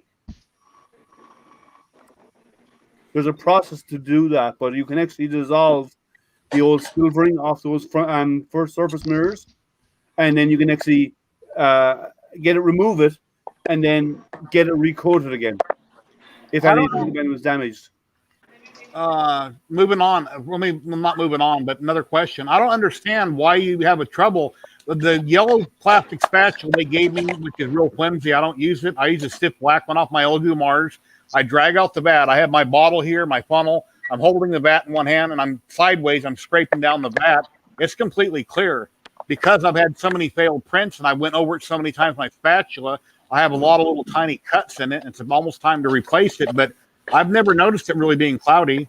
I just use spray away glass cleaner on. I clean it up. It looks fine. Well, if you find it cloudy, I'm not sure.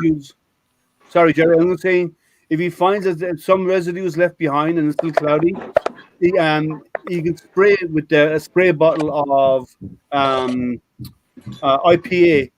And then wipe that out. That would actually clean off any remaining residue. Yeah, I used to dump IPA in my out of my old Mars, and I just started using the glass cleaner spray away. But I don't understand why it would be cloudy on the FEP. And then another thing, if you have any big globs that you can't scrape loose on the FEP where resin is cured inside the vat, put your hand around the back side and you can rub it and it'll pop loose. Because yesterday I had a big giant island in there and I couldn't get my scraper under it. So I went on the back side and pressed on the FEP and it popped it loose.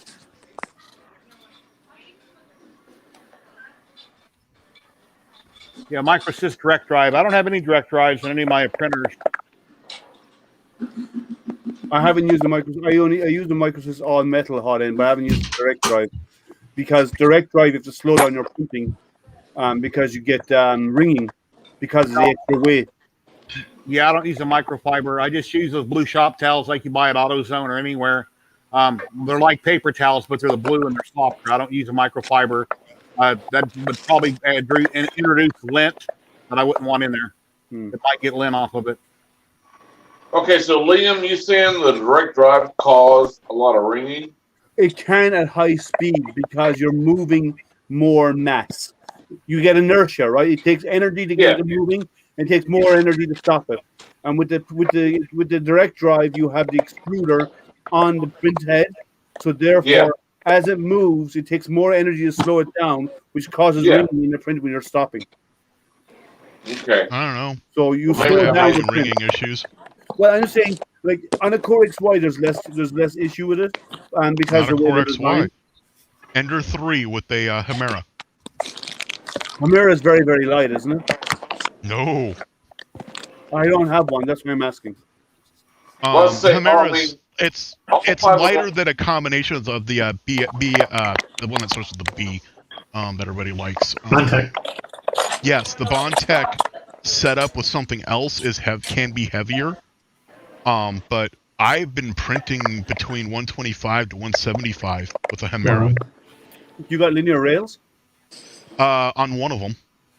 Okay, because that's normally for direct drive, you find that they're often more ringing because of the inertia involved in moving the car. moving the print head. It's common. You must have your machine really well tuned. Depends on what you're printing too. I print primarily PLA, PETG, and TPU. I mean, like if you're printing circular things, you're not going to get it as much. What brand of PETG? Yeah, I'm probably never actually getting to those speeds anyways because I'm printing small things. Yeah, you never do then, yeah. Do you have a favorite brand of PETG you're using, Zolon? Coex. Okay. Pretty much anything by Coex.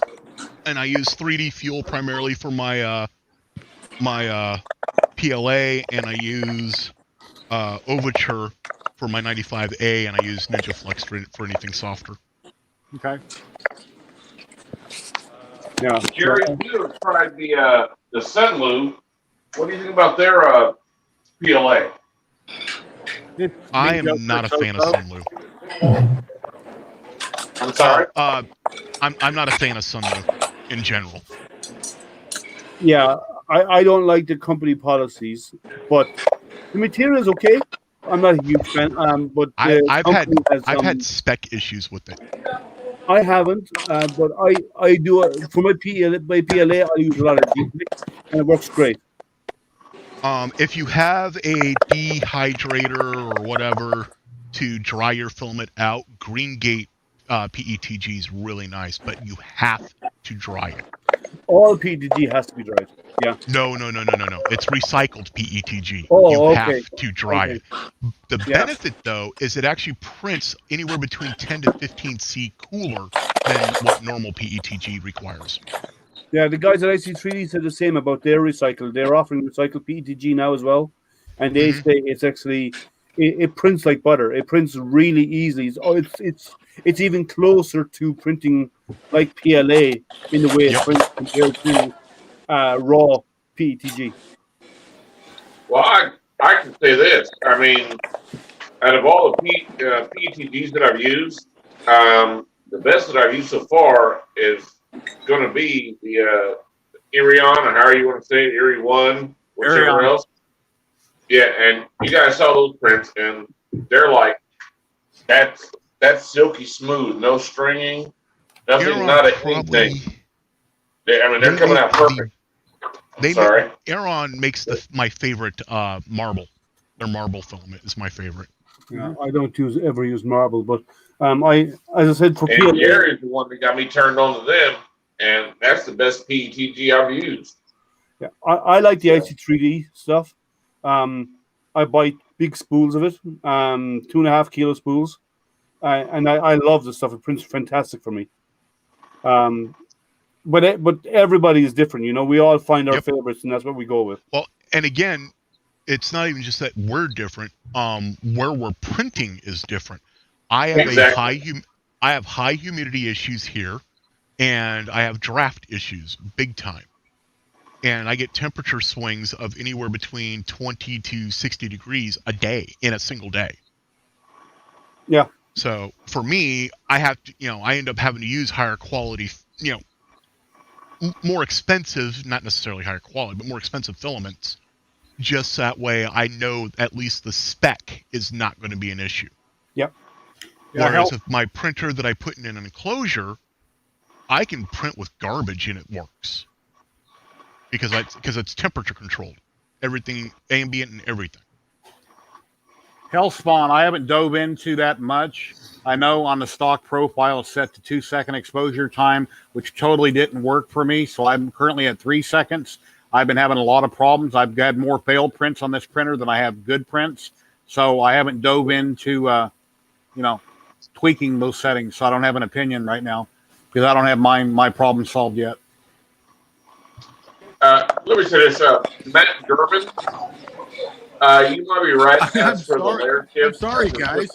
This is the first time I've streamed with the phone. Sorry. I'm sorry. What was that, Milan? No, there was a gentleman that posted. His name is Matt German.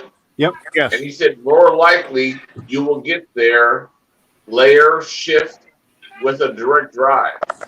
Not necessarily. No. Layer shifting is agree with that. So, no. I would say layer shifting is more due to mechanical misconfiguration, like loose belts and all this kind of stuff, right? Or loose idlers. And it's like you want layer shifting, Cartesian printers. There you go. Yeah, but the and I think that's more of a mechanical thing. More layer shifting is more of a mechanical thing than than indirect or Bowden. It won't make a difference. I have nothing but bed slingers, and I will get layer shifts if I'm using an infill that doesn't print every layer, but every other layer. Then you get those little pieces of plastic sticking out. Yep. And it always catches and causes a layer shift. So I only use infill that does every layer. Yeah. Marcus, I can tell you this. I do gyro. I've only been doing this about 7 months now, and I've never had a layer shift. I had a small problem in the beginning with, what do you call them, zits, pimples, whatever else, stuff like that. But I've gotten that worked out. So, and then when I switched to PETG, then I started having the stringing problems. But then that's when I would watch the videos by Chuck. So I got those worked out. So I've been doing it for 7 months. Like I said, I'm still, like my name says, I'm still a newbie. Well, so I learned from you guys. So. For enders, for any of the ender machines, Chuck Hallebuck's his profiles are fantastic. His profiles are a very good starting point. Yeah, I go to him all the time. For beginner, they're great. I still, his profiles are my base. I start with his profile and then I tweak them. Yeah. Yeah, when Chuck says I loaded my profile up and you can go download it, yeah, you go get that and then work from there.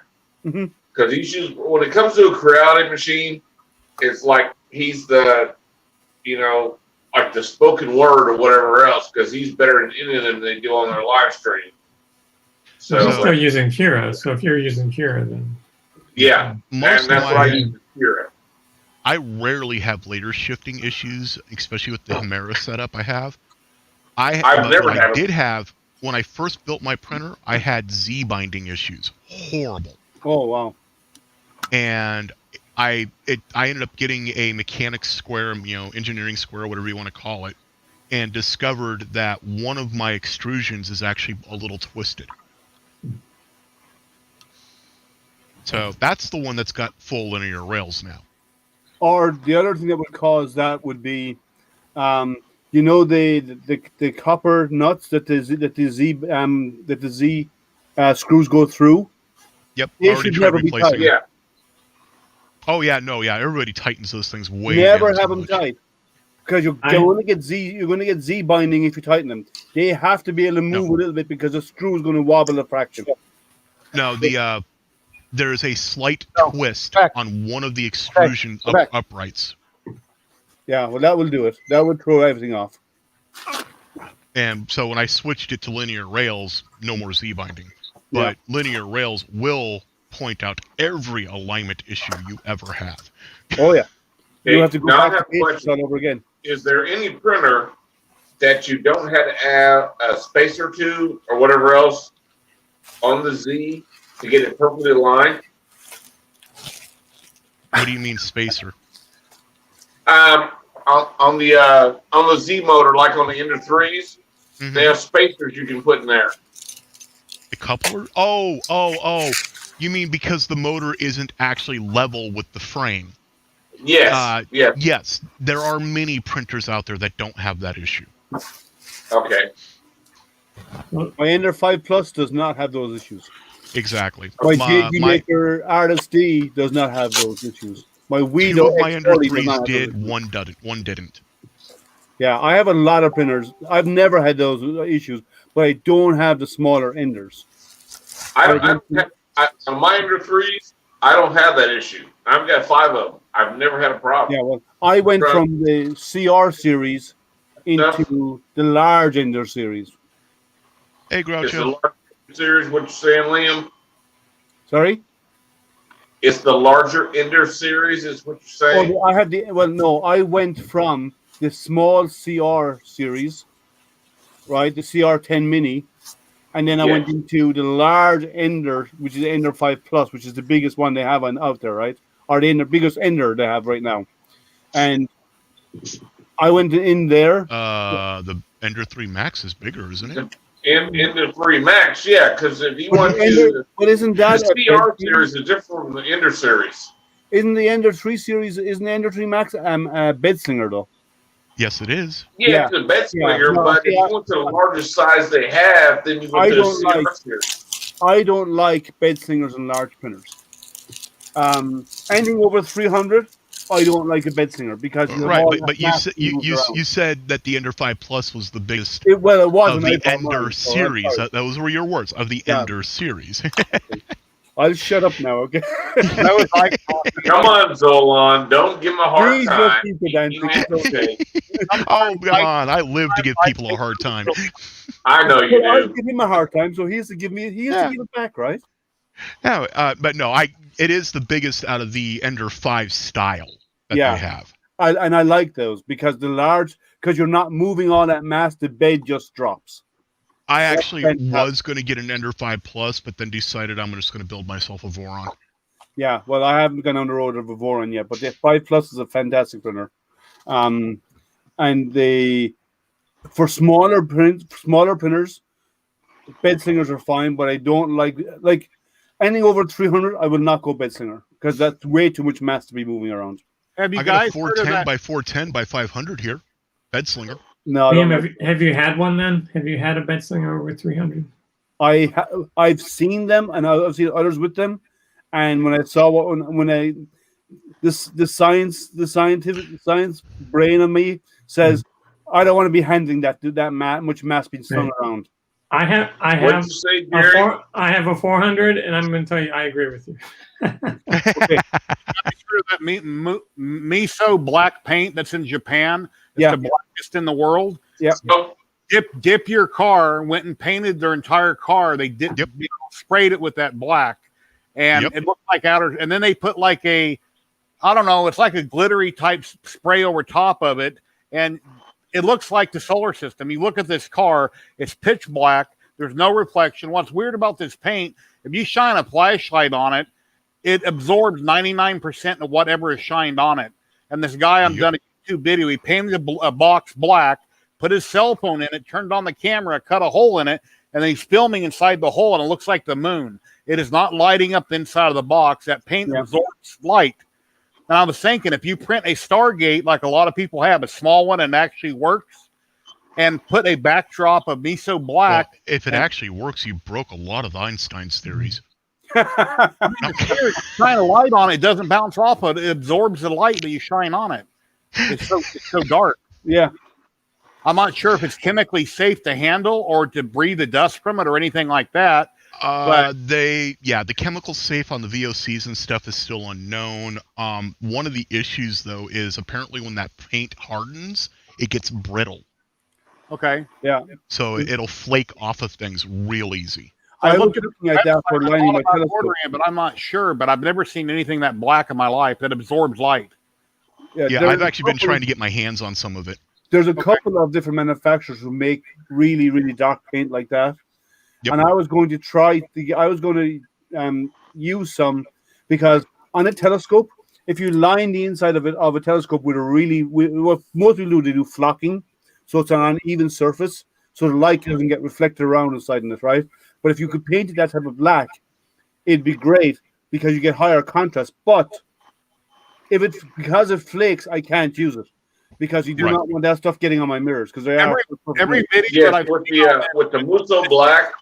Every company, every video and everything that I've seen anywhere, this miso black out of Japan, there's no other dark blackness like it anywhere in the world. There's a Vanta black. Come close to it. No. It has taken the rain off of 3 other ones that have come out. Yeah. It's just the newest one. Yeah, but the problem is the only problem is with Musso black is that you cannot it can't take weathering. Nope. It cannot take any abrasion, anything like that, or nothing. You can't do it. Once you paint something with that, you might as well put it in a glass case and leave it sitting there. Yeah.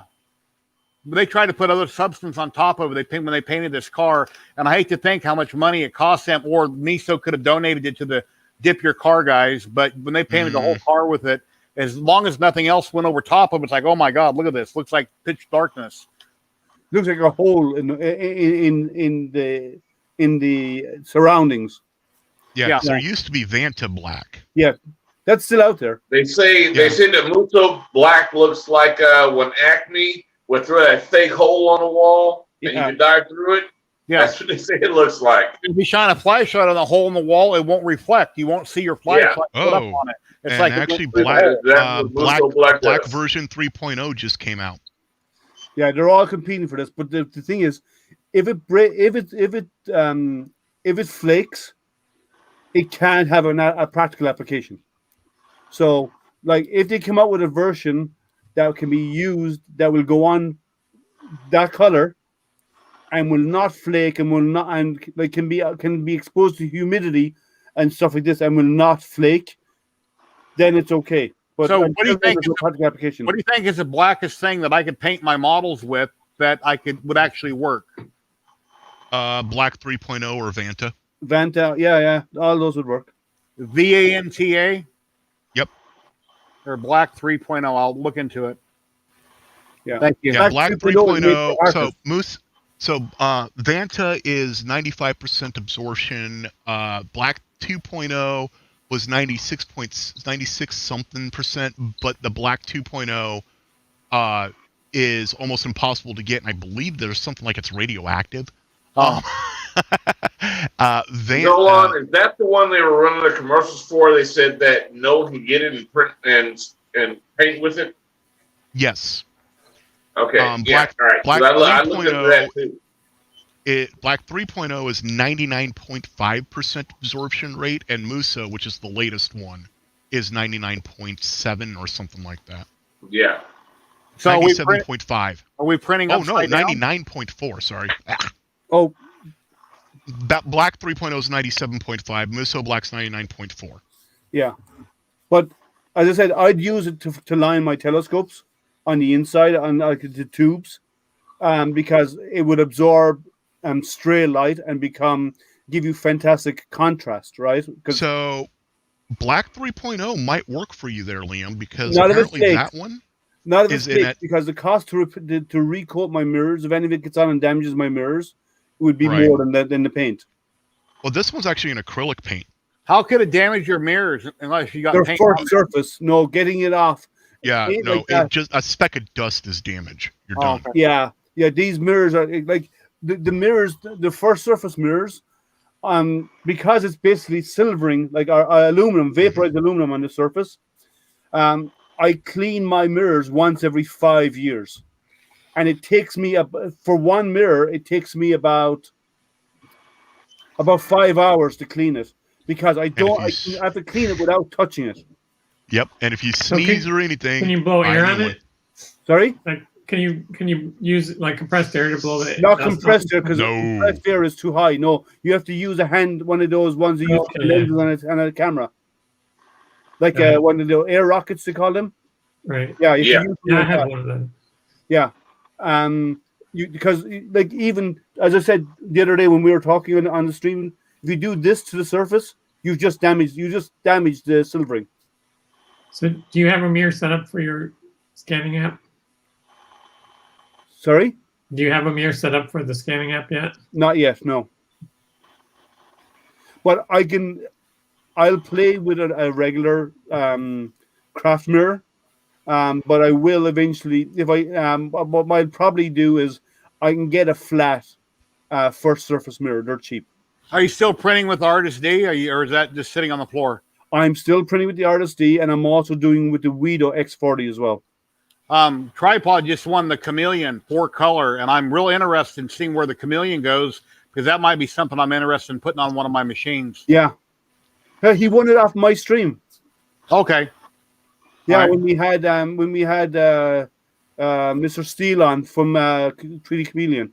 Yeah, I watched one of his videos, and I made a comment to him. I said, well, what would you do if you wanted filament runout sensors? Could you daisy chain 4 of them? And I don't know if there's a voltage issue, but as long as 2 sensors didn't trip at once, I'm sure it would work to splice all four together in one line, plug it in on the board. Well, what you need to do is you use a single sensor, so you have they all come down into one entryway into the printer anyway, right? So what you do is where they become one, that's where you'd put your sensor. No, because that piece mounts down on that hot end. There's nowhere to put the sensor down there. You'd have to have it. That's what he's saying, though, is you would put that actually between that piece and the hot end. Yeah. Okay. If there's enough room, I guess you could. Yeah. Yeah, you can make it. You just put more. You put it in a piece of PTFE in there, and you put it in between. You'd make your sensor with the PTFE coming in and coming out. But if the filament ran out all the way down there by the nozzle, it's already too late for it to retract, I think, and pull it back out. I'll have to look at the Chameleon to see if that would work. You're thinking about automated remove. No, see, that would be a manual setup. It would be just simply to stop the print, and then you'd have to go over and futz with it. You could have it right outside of the spool. Once it trips, that backs that piece right back out. Just like on any other printer, but you'd have to have four of them if you had four colors. So does that work similar to the palette? At that point, palette is a palette. I have a Palette Pro 2S here. Yeah, the palette fuses in the box, so when it leaves the palette, it's already fused. Whereas the Chameleon uses four separate stepper motors, extruder motors, that actually feed filament in individually and then retract them out of the way for the next one to reach the hot end. Okay, that's it's like basically an MMU2. It's like an MMU2, except it's all at the entry of the hot end. I've never heard of a hang printer. I don't think you could take anything. I haven't either. I've been trying to figure that out. Oh yeah, sure. Put two hooks up and you got to swing. Just let it sit there and move around and print. Actually, I wouldn't have to put more shelves up. I can just hang them everywhere. You can hang them on. A printer will print at any angle because it's driven by belts and it's driven by motors, and the Z is controlled by a screw. So people have printed printers upside down and hanging on their side, and you print successfully. The wall would be a problem if you had the stepper side, the motor side down, because it's got to drive straight uphill. Be better to turn it sideways. There's no real weight on it, so it would be better, but there's not that much weight in them, so it wouldn't really make that much of a difference. Well, the weight of your print and on the bed, and the force trying to drive it back up as it's moving up and down. Yeah, but remember one thing, Jerry: the same type of stepper motor is driving your Z, which is a whole gantry, which is heavier, without issue. ASP3D. So that one you can print it. Like I said, they use FDM printing on the space station, and there's no gravity there. I had somebody actually argue with me about that, and I was already doing a benchy test anyways on an Ender 3 I just assembled. So while it was printing, I picked the printer up and turned it over, and had no layer shifts, nothing. Yep. Print's fine as long as you don't bump it while you're maneuvering it. It's fine. Yep. And that's more extreme than what they have in the space station, because that's like opposite cheese, whereas up there it's just whatever goes up there costs like $1 million. But I hate to think what they actually paid for what they have up there. And it's microgravity. It's not no G's. It has got gravity, but it's microgravity is what they experience up there. So that let me ask you this question. While spinning around, really any problems. If you have a 3D printer in space, okay, the processor, motherboard, and everything is still working. So I mean, I can pick the printer up in front of me right now and turn it upside down. Yeah, and it's still going to print. It will, yeah, it'll still print. So what's going to be the difference in space? There's none. VOCs. If there's humidity, possibly could be an issue. They don't have humidity. It's actually they have the opposite. It's the opposite issue. I mean, yes. Yeah. Yeah, it's very dry. Really, I'd be more worried about the particulate, but I'm pretty sure they have that inside an enclosure, so it doesn't matter. Oh, yeah, there's no particulates in the space station. It's in. I mean, there's actually there is. I'm sure there's some particulates in the air in the space station, but it's not going to be towards enough to affect a 3D printer. Well, no, it's going to affect the crew. I'm worried about it affecting the crew. Yeah, but there is an enclosure. You are correct. But the other thing you must remember as well, there's actually a lot of particulates in the air on a space station. Did you know that a lot of astronauts suffer a problem on a space station that all the skin on their feet, because they don't walk and there's no abrasion on their feet, it actually died, and it comes off in sheets. Yeah, it's a really big problem that they deal with up there all the time. Let me explain something to you, okay? I'm in a wheelchair. I know what it's like because I don't walk. Yeah. I have to have someone help me get the dead skin off my feet because I don't walk. Yeah. You guys wear it off your feet all the time because you do walk. Correct. So I understand exactly what they're going through. Yeah, and so they experience this all the time up there.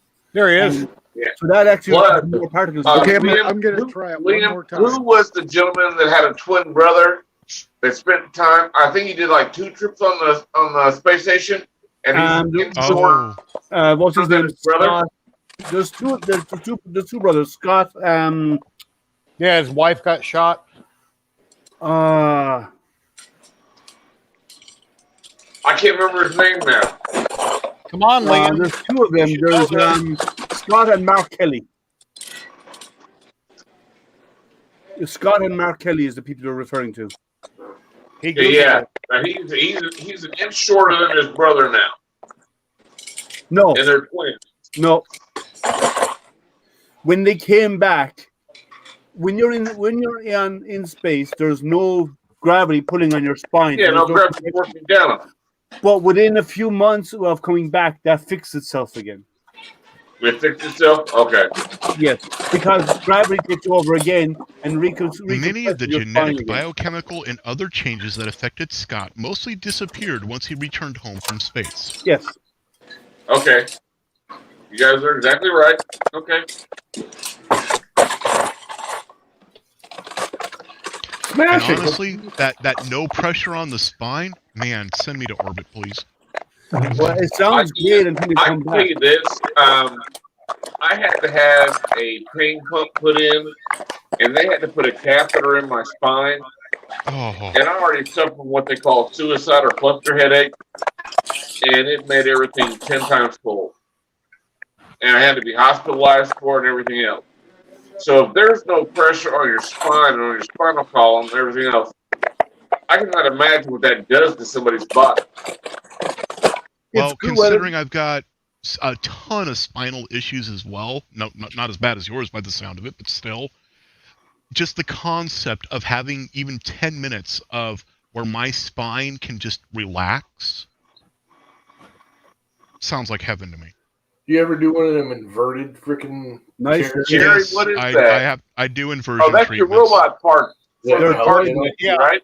It's the one that's like 175%. I'm reprinting at 100 like everybody else, so all the servos and the bolts that I already bought will work. But this is for a later date, anyway, I thought I'd go bigger. Okay, well, Jerry, I want to get in on that, but I only have small size printers with my Ender 3s. Yes, that's why you print everything out at 100% like this. Here, I'll show you. Okay. Yeah, the files will print on your Ender 3s at 100%. I just wanted to get bigger, and I realized that all the parts I need to buy for the build won't work when I'm this big. So I reprinted everything at the size that we're supposed to be doing it at 100%.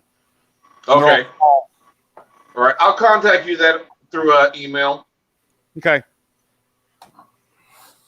Or just go. Did you watch Tripod's video last Friday when Sam was on? No, I was not able to watch that. Okay. And the video I'm having this Friday, if you go to the description of that down below, it'll have a link to the first video on Tripod's channel. You can watch that, and there's a link to Mr. Bagley and the Patreon and everything on that also. Okay. All right. We'll get it worked out. And I'll get to printing. All right. Yeah, that'd be great. Dude, why don't you go to bed? Oh. Get on my dog. He wants to come up. Yeah. Well, he wants you to not. Oh, there he goes. He's a hot dog. I knew it. I knew it. What? He's too happy to be up there. He doesn't care. He just likes to go for rides. Is what he likes.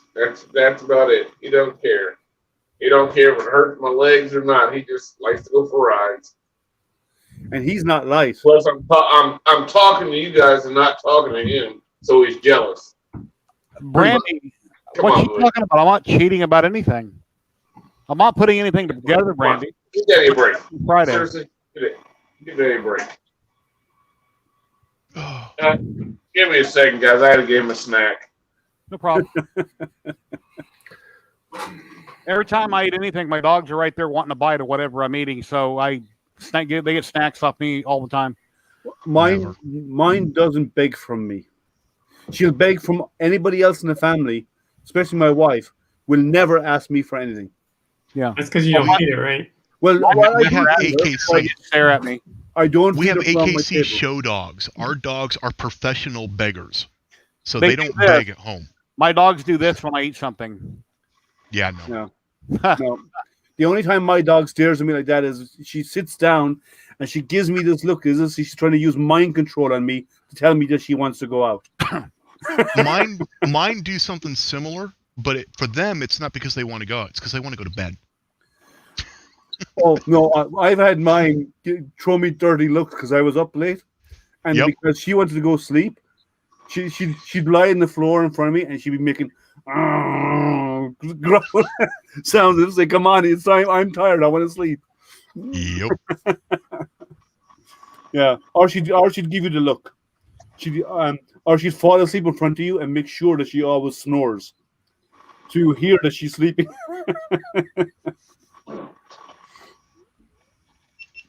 It's funny. They're more like people, in their attitudes. Oh yeah. So I always say, dogs are about as they're like working with 6-year-olds. Yep. Yeah, but the thing about dogs, they're the same as children. They will not lie. That is not true. Okay. Well, he doesn't lie. You've obviously never owned a Spitz breed, aka a Siberian Husky, a Samoyed. Oh, you said you grew up with Akitas. You should know they lie. Well, yeah, they do, but it's the kind of lie like I love you lie. I mean, if something goes wrong. No. One of our girls here just not long ago was stealing my macaroons out of the box while I was at work, one at a time, and going into the crate with them to eat them. And when she got caught, she grabbed the box and threw it into a different dog's crate. Wow. They blame each other, yeah. Yeah.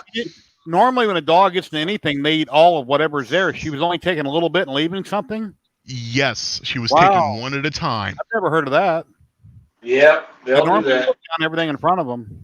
Talking about dogs, here's one. Samoyeds are highly intelligent, which also makes them a real pain in the ass. And they talk back. Oh, yes. Yeah. Have you seen that pet shaming website? It's pretty good. What was that? Now, Zolan, what's pet what's shaming. pretty much one of the smartest ones? Is that the Border Collie? I personally, after working with as many dogs as I have, I'd say the Samoyeds are the smartest.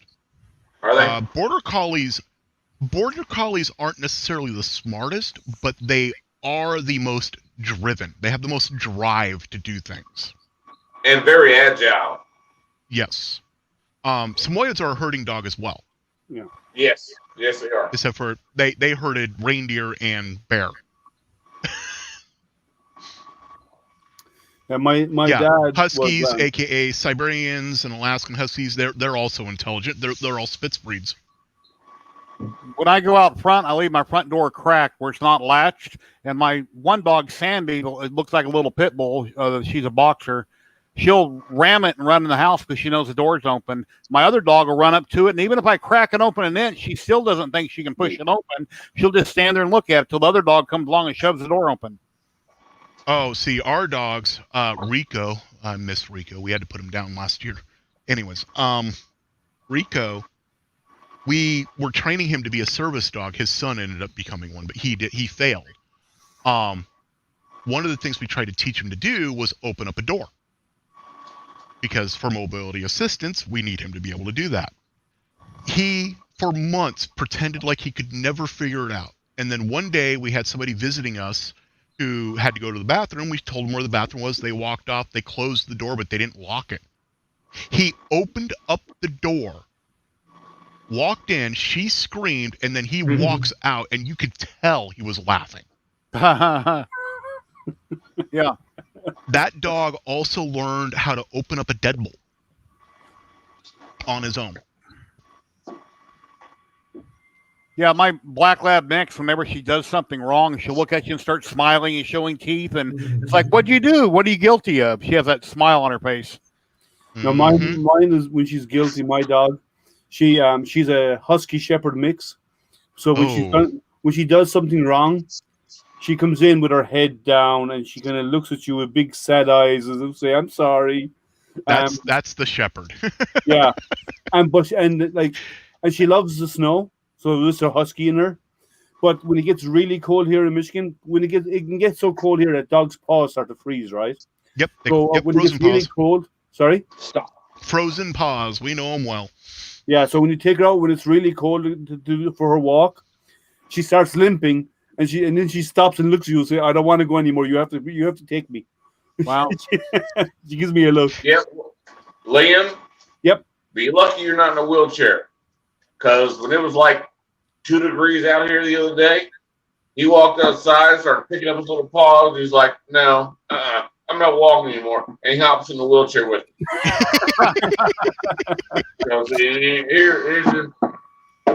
See, whereas the Samoyeds, they will, we had a girl who wanted to run. She was running for like miles. Her pads were bleeding on her feet, and she still wanted to keep going. Yeah. Because Samoyeds do not show pain. Well, when their paws are that cold, they don't feel it anyway. Angry boy. Jerry, I have a question for you.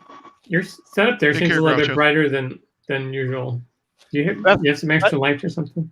Yeah, I got 2 other LEDs over here on the side because I'm filming. Well, actually, yeah, my Hypercube is printing and I don't have a light on that printer, and I'm time lapsing it. So if I shut it off, it won't show up. So that's why I'm brighter right now. Normally, I'm sitting in complete darkness with a ring light in front of me, and then I got my shelves lit up.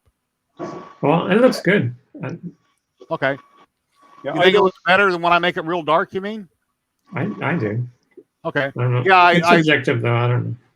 I know every time I go live, I see myself on the screen, then later I watch it on TV after the stream. I kind of jump through it, and it's like, wow, my lighting is so damn bright, or it looks terrible, and I'm trying to get it right where I'm not too shiny and too bright, so...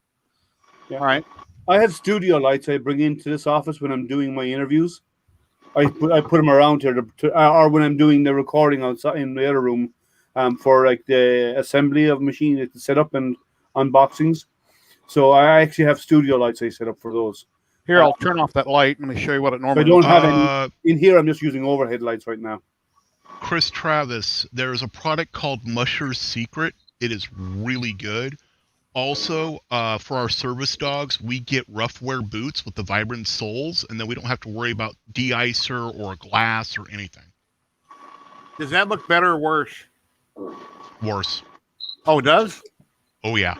Yeah, okay. Go back. The lighting before was better. Huh. That how you had that light, it's too harsh. Well, I'd prefer to have that on like that anyway, but... Now, if I turn off the ring light, okay, there the ring light's completely off. Now it's waiting on. For the white balance. Oh. Yeah, they leave the ring light on as well. Yeah, I can change the brightness because otherwise there's no light on your face. It's like me. All the light for me is overhead, so there's no light on my face. Cool. Because my light is above. You want the little bit light behind you and some light in front of you. Tell me if I go too bright on my face. Where you were was good. That's the wrong shade. There, yeah, you don't go too red, because if you go too red, you look like That's too cool. Go a little bit yellow. A little bit yellow. Yeah, yellow is a warm color, yeah. That's red.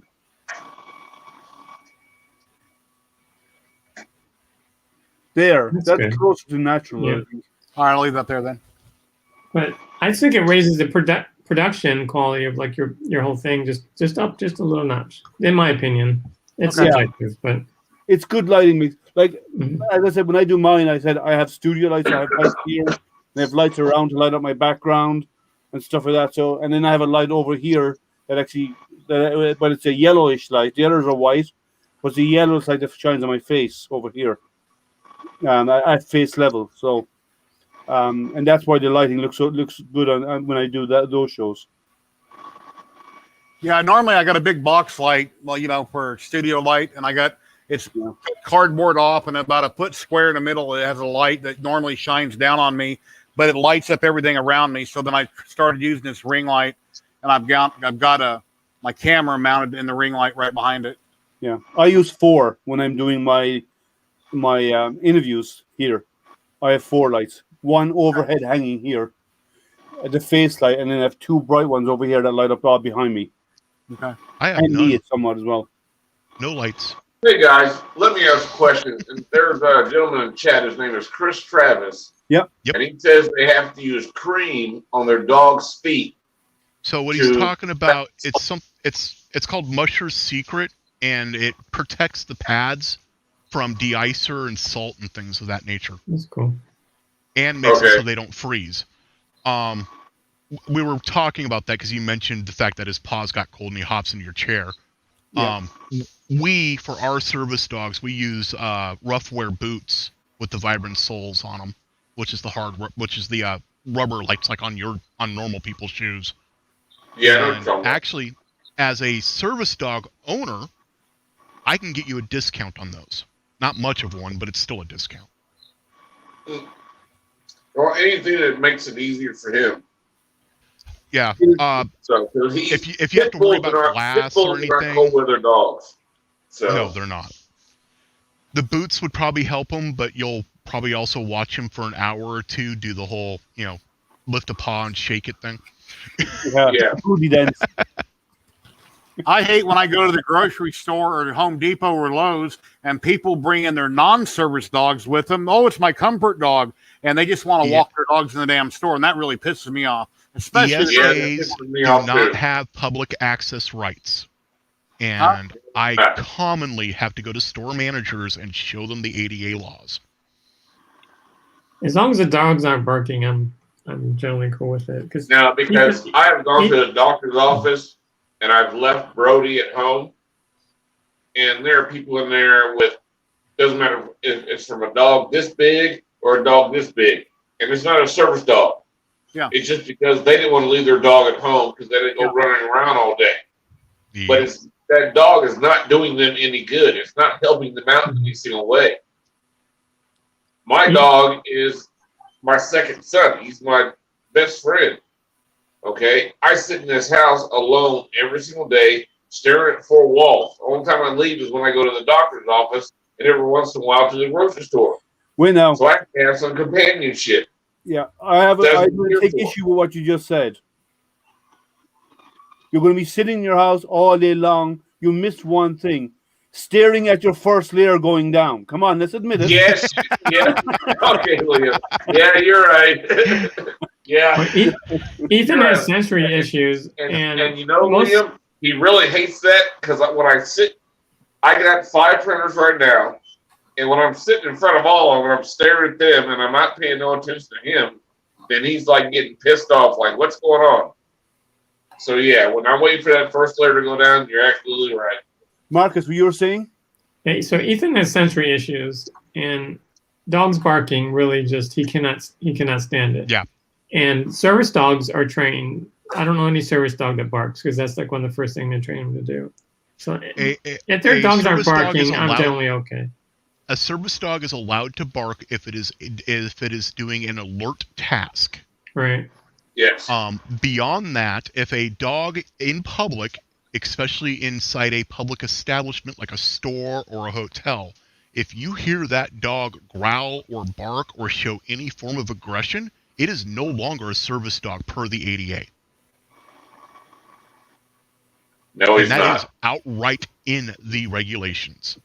Yeah, that's a fail for a service dog. And if you need somebody who actually fights for people who do this, I'm friends with a couple ADA lawyers.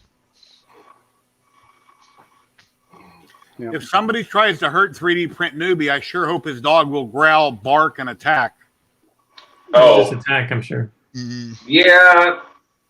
Actually, to tell you the truth, he's going to do all that, but you better worry about me more than you better worry about him. Well, now, I've seen him jump up on your lap. I think he'd more lick you to death. Yeah. We ran into, we were at the, so my wife at the time was using a Bernese Mountain Dog as her service dog.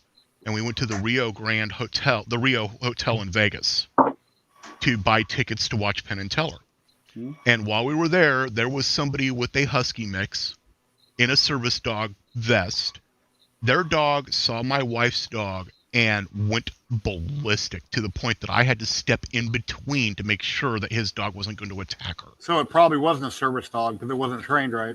No, it wasn't. And I ended up spending an hour and a half with that hotel's management showing them that they are in 100% their own right to tell that person with the dog to leave.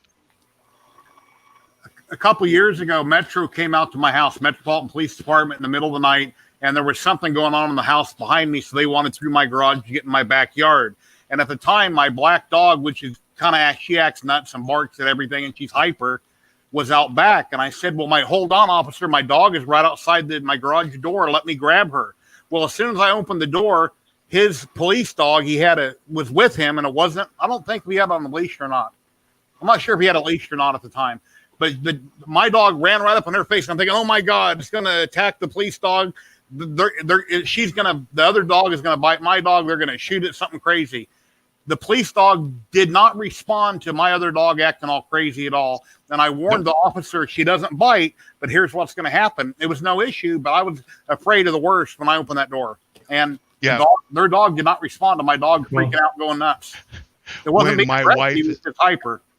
When my wife is out with her service dog, Fish, and another person has their little pocket purse dog or whatever else that they're trying to say is a service dog, and that dog goes ballistic, Fish literally gives them this look that anybody who knows what they're seeing when they look at a dog, they see disgust. That's all he does. He just looks at them with this, really? Yeah. Yeah, I'd be like, my dog doesn't like other dogs, but she never gets near them anyway, right? So that's okay.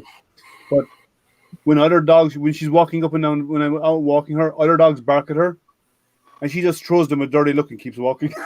Yep. She knows she can't get them because she's on the lead with me, right? But she just throws a look at them and say, "Are you leading, Llama?" Yeah. I'm getting ready to fall asleep, so I'm actually watching Nero at the same time too. Play with that. All right. Extruder. Yeah. Laters. It's all right, man. Have a good one. Hey, one thing I would like to see different, have a good one.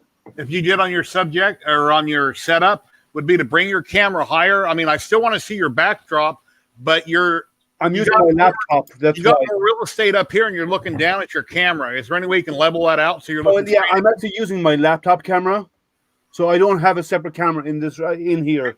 Can you bring it up higher so you're looking at it eye level and we're looking at you straight back? I would have to change his whole setup. I'd have to change it because I have a screen behind that. Looks better there. That looks a lot better there. Okay, yeah, because I have a screen behind this as well. And actually, I'm not using the laptop screen. It's there, but what I'm watching is actually you guys behind it on a big screen. If there's a comment, do you still have to get up and do this to see it, or? No, and only if I go full screen with the StreamYard, but generally no. Okay, yeah, I don't go full screen. I know they got a mode where I won't see chat, but I don't usually pop that up.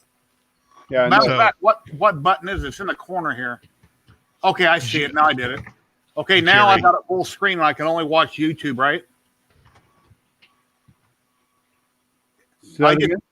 On the screen that's about this big, and I got the chat over here in StreamYard. I made that full screen. So now you guys are taking up my whole monitor, and I don't see chat, but I can read it on YouTube. Correct, yeah. Correct. That's how I do it. I don't use the StreamYard chat because it's so delayed. Okay. Yeah, it is. Yeah. Right. But your story about the officer, the first year we moved into this house, and I had my Akita. It's about 11, almost midnight at night, and I hear somebody coming up the driveway.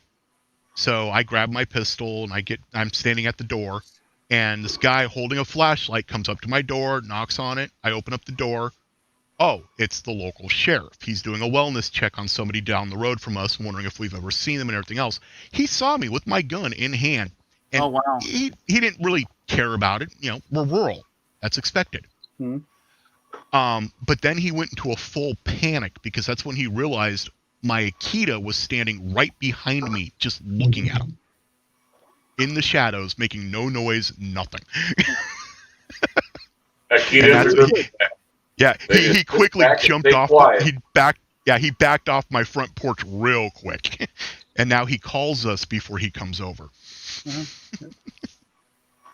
There's when people come around and like they probably don't do it so much where you live, Zola, in the middle of nowhere. But when people come around like door to door selling stuff, I saw a sign. Someone showed me a picture of a sign today. I'll have to find it again, and it basically said that if you're a salesperson and you come to the door, we charge $20 per minute if you wish to converse with us. By ringing the bell, you accept that you're going to have to pay this charge, right? It's a big long rigmarole, but it's basically you pay us by the minute if you want to talk with us. I have to print one of those from my house. We had a door-to-door salesman. In my apartment, I have a doormat that says, if you have not called me or texted me and I did not answer, you accept your own fate. Yeah, well, that's what I have. That sign I have to put up outside my door. It's kind of funny. When we were in Bellevue, we had a custom-made doormat, and on it simply said, "No solicitations, and we raw feed our dogs." Hilarious. But legally, that can go against you. No. Oh no! If you go up in a court of like those people who have these gun signs and stuff on their door saying, "We ask questions later," this type of stuff. Anyone who's that has a sign. But here's the difference. All we're saying is no solicitation, and we raw feed our dogs. The person who reads that is the one who's putting the intent in there. I know. Okay, well, but do you ever see the guys that have these gun signs on their doors? Yeah, the guys who have my alarm system is Smith & Wesson. No, those people are idiots. You're asking for legal. You're asking for a lawsuit and you will lose because basically posting that on your door is making a threat. Yeah. Yep. I 3D printed a sign that we had on our door for one summer. It said, "No soliciting unless you have cookies," and it had a little emblem of the Girl Scout emblem on it. Okay, Marcus. See, I had a sign on my door, and it's because you have to word it correctly, and I had it no solicitation, no advertisement, and no proselytizing. Now, proselytizing is selling a religion. So it said no solicitation, no advertising, no proselytizing, unless you're selling cookies. I have the answer. Yeah, that's good. No, that's the only thing I ever buy when they come to my door is cookies, and I always buy cookies. When someone comes, like when guys come to my door for regards to religion, I have one question for them. Right? When they come to the door, they start talking, and I say, "Okay, I have one question for you. If you can answer this question, I'll talk with you. Prove to me that your God exists." They can't. See, we've now run into the conversation that I normally avoid on other people's streams. I avoid this conversation completely. That's why we don't do sex, religion, or politics on the stream. Yeah, I'm sorry, Jerry. Go ahead, Jerry. Worms. That's why all of us got real quiet when we started going down there. I'm sorry, Jerry. That's not fine. I say things on other people's streams all the time that I shouldn't say. Yeah. But I use one. That's a simple question is all I ask. Yeah. So, Jerry, you're sitting there being quiet. Tell us else what is new. What's that? I said, you're sitting there being quiet. Tell us what is going on new with you. Not much. Just printing droid parts for the next video. I got that resin print I'm working on. I got a lot of models need to be painted. I got a CR10 Max that has I have the wrong ZYLTECH on it, so it's sitting there dead in the water. I just put new idlers on my Hypercube, and it's printing good. Not much of anything, really. I'm going to go out. Okay, now that you mentioned that ZYLTECH, okay, I'm interested in getting the SKR Mini, the V2 version for my Ender 3s. but they're saying there are different makers of the BLTouch. Creality makes one. There are other people, and they may not all work. No. Different boards have certain BLTouches that work with them. I have TH3. Creality does not make a BLTouch. They make a BLTouch interface. Yeah, I think it's BLTouch is called. Correct. It is AntLab. Yeah. But then there's knockoffs that are not AntLab. I looked online, like for my CR10 Max, I want to get a replacement. So you look on Amazon, there's like 20 different BLTouches. They only work with this board or that board. And when I was working on my friend's S5, he had a BLTouch on it that he had problems with. So I ordered him a new one that came with the proper wire for that board. But on this one and the CR10 Max that I bought from him, I accidentally swapped the BLTouches. So I sent his printer home with the wrong one. I mailed him the new one. Now I can't use the printer. And I don't want to do it manually. I want it working the way it's supposed to work. He's mailing it back to me, so I don't have to spend $65 to buy the correct one that goes with that board. So right, and it's all about the wire loom and then what you plug the wires into. Yeah. With my SKR boards, because I eventually upgraded all of my enders to be SKRs, I had to swap 2 of the pins on the BLTouch. Yep. And once I did that swap, it worked with no issue. Okay, well, Zolan, with the SKR Mini, the version 2, they have the plug-in on the board for the BLTouch. Yeah, you no longer have to. Yeah, with the SKR boards, you don't have to use the Creality adapter. The Creality adapter sits between the screen and the board, and that's what you plug the BLTouch into. You don't need that with the SKRs. When I turn on the Max, it starts blinking red. Where the BLTouch from? Huh? What was that? I'm sorry. What did you say? I was asking Zolan with the SKR Mini, the V2, okay, installing the BLTouch. Who do I get the BLTouch from? I bought mine on Amazon, but it is the Creality one because I wanted the bracket, the metal bracket it comes with for the Creality printers. Okay, I don't know if they have that bracket for the V2 yet or not. That's what I want to know, because I know there's companies that make that BLTouch, but I want to know who I should buy it from, because I hate to install these boards and then buy a BLTouch and then not work. The BLTouch will work. You'll just have to. Then that's what I'll go ahead and do. Right. The BLTouch will work. You'll just have to change the pins to match the board that you're plugging it into. Yeah. That's I don't have to change the pins. I just want to be able to take it and plug it in. You're going to have to, because when you buy the Creality kit, it's made to go with their board, not the SKR. So you're going to end up swapping the pins.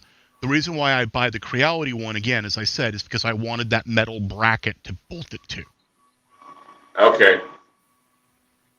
All right. Good knowledge. And actually, Dev, I mesh bed level all of my beds and then use the BLTouch. Zolan, I have a question for you. Actually, I haven't looked into it yet. The SKR V2, I have one of them. Right. Don't you have to, if on the Creality machines, don't you have to change the screen for it to work with this board? I do not know.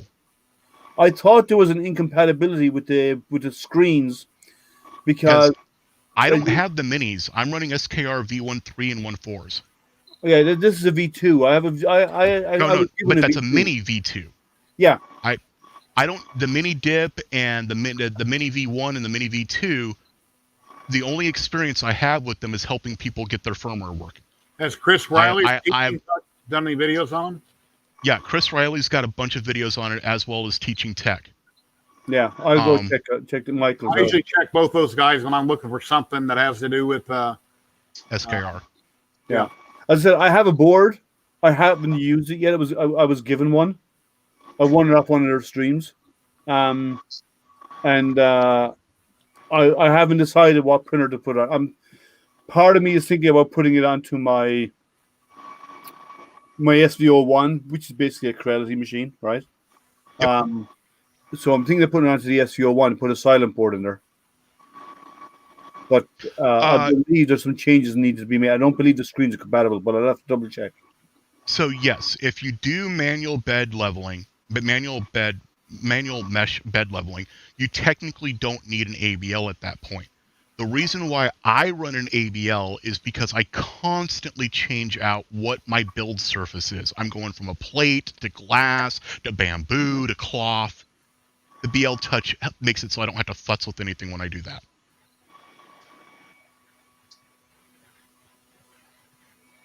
But if you're just going to be running the same build surface over and over, yeah, just do a manual bed mesh and you're good. Yeah. Yeah, I have to look into about getting that because I hate to see it go to waste. It's got a Wi-Fi adapter built into the board and everything, you know. I'll be honest. If you're not going to be printing on anything odd like I do, like if you're not going to be printing on cloth or wood that you know is not going to be flat, I'd actually get the TH3D Easy Able Pro. Oh, as a probe, yeah. Yeah, I would not do the BL Touch. Yeah, I'm not going to be doing BL Touch. I've only got one printer that's got an auto bed leveling. Or no. Yeah, I've got one printer that's got ABL. This time next week, I'll have 2. I have 3 printers with ABL and 2 without. I've got 8 with, 1 without, and then the BL Touch is on the CR10 Max. And I've never tried a BL Touch in 4 years, so why would I automatically want to take it off and put a TH3D sensor on it? Let me try out a BL Touch. Oh yeah, no. If you've already got it on there, if you already own a BL Touch, stick with the BL Touch. Yeah.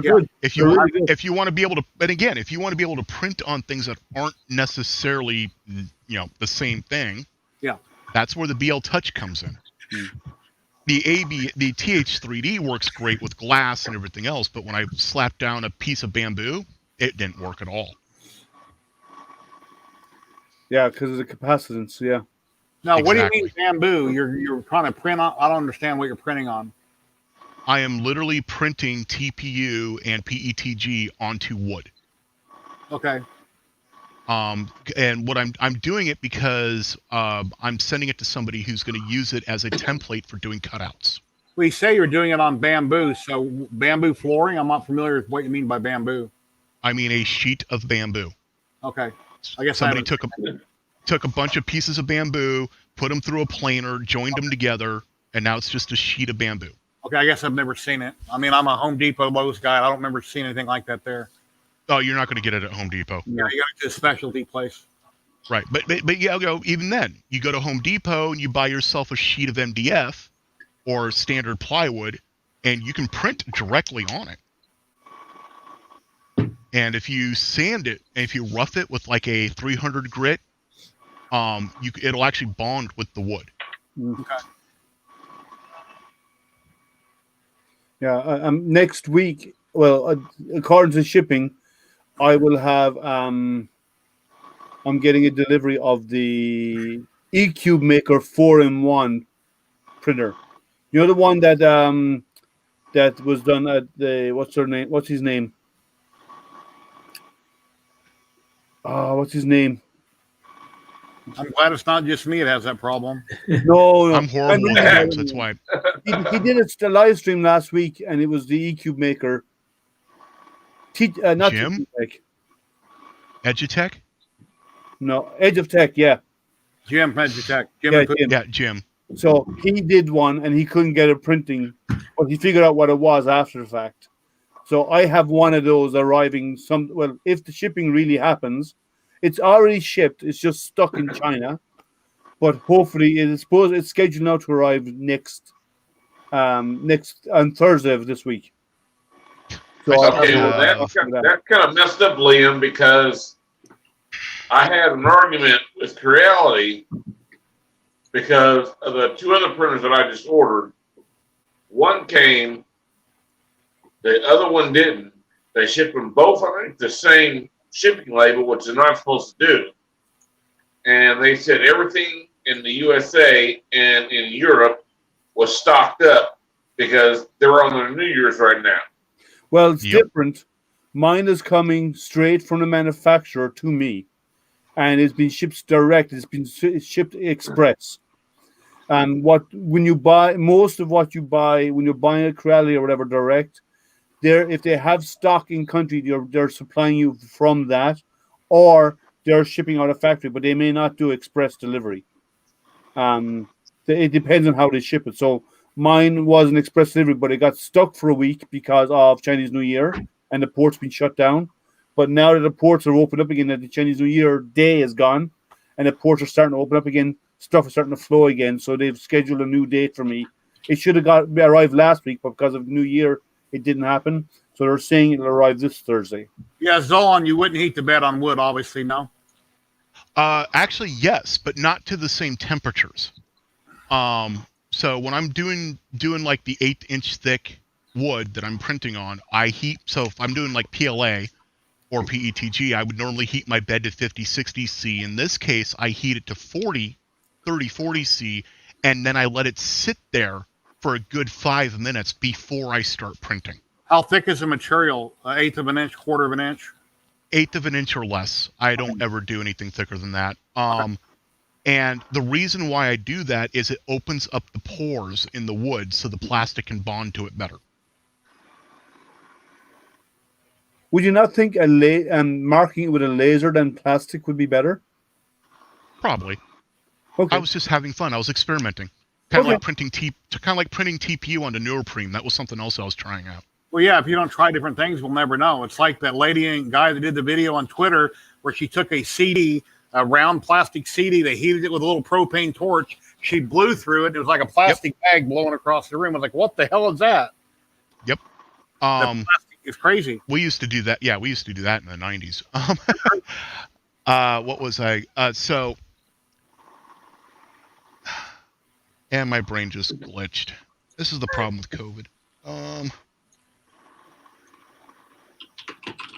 That's why they have teleprompters for news anchors. The neoprene. The reason why I was printing on neoprene is I was trying to replicate the Thor armor for someone. So I was printing metallic PLA directly onto neoprene, and then he was able to put that on his shoulders, and it looks just like the movie. Cool. That's interesting. I haven't tried something like that. I've printed on... And in that case, no, you do not heat the bed. You will melt the neoprene. Yeah, I printed on... I've tried printing on cloth, and it works. Yep. Especially with TPU. It works really well with TPU. Yes. PLA and so on will eventually break and come free, whereas TPU kind of gets into the strands of the material and stays longer and will survive a wash. Increase your PLA temps by 5 to 10 C and increase your flow rate by about 5%, and it will actually get into the fabric. Yeah, but it's not as good. TPU is better because it doesn't get brittle. It won't be as pretty, and it won't flex. It'll have no flex. Marcus, thank you for being a sponsor. During the stream, during my live stream giveaway, I'll be showing your channel and explaining a little bit of it. I'll do a couple companies or people, and then I'll do the giveaways and go on to the next. And I'll list you in the description below. And on my thumbnail, you'll be listed on the thumbnail also with all the companies. So thank you very much. Yeah, I'm actually trying to get hold of some silver TPU because I want to see if I can replicate the pattern that's in the new Star Trek Discovery uniforms. Oh. Hey, Zolan, I have a question. Mm-hmm. You were saying that the neoprene, is that the same family as the neoprene? I may be pronouncing it wrong. It's the same stuff that dive suits are made out of. It's neoprene. Okay, so it's the neoprene. Yes. Yeah, because that's part of my job, former job in the Navy. Yeah, it's neoprene. Okay, I just wondered if they came out with something new. No, it's nothing new. It actually was an old pair of waders I cut up. It's neoprene. Okay, just checking to make sure. Well, I'm going to get ready to end the stream here in a minute. If you guys would like to plug your live stream when you're going to be on live again or your channel, you're welcome to do so. Either post it in chat, tell everybody where you're going to be and when you're going to be would be awesome. Well, okay. Well, I'm going to do, since you did a live stream today, I'm going to do one tomorrow, probably around tomorrow morning at about 11 o'clock.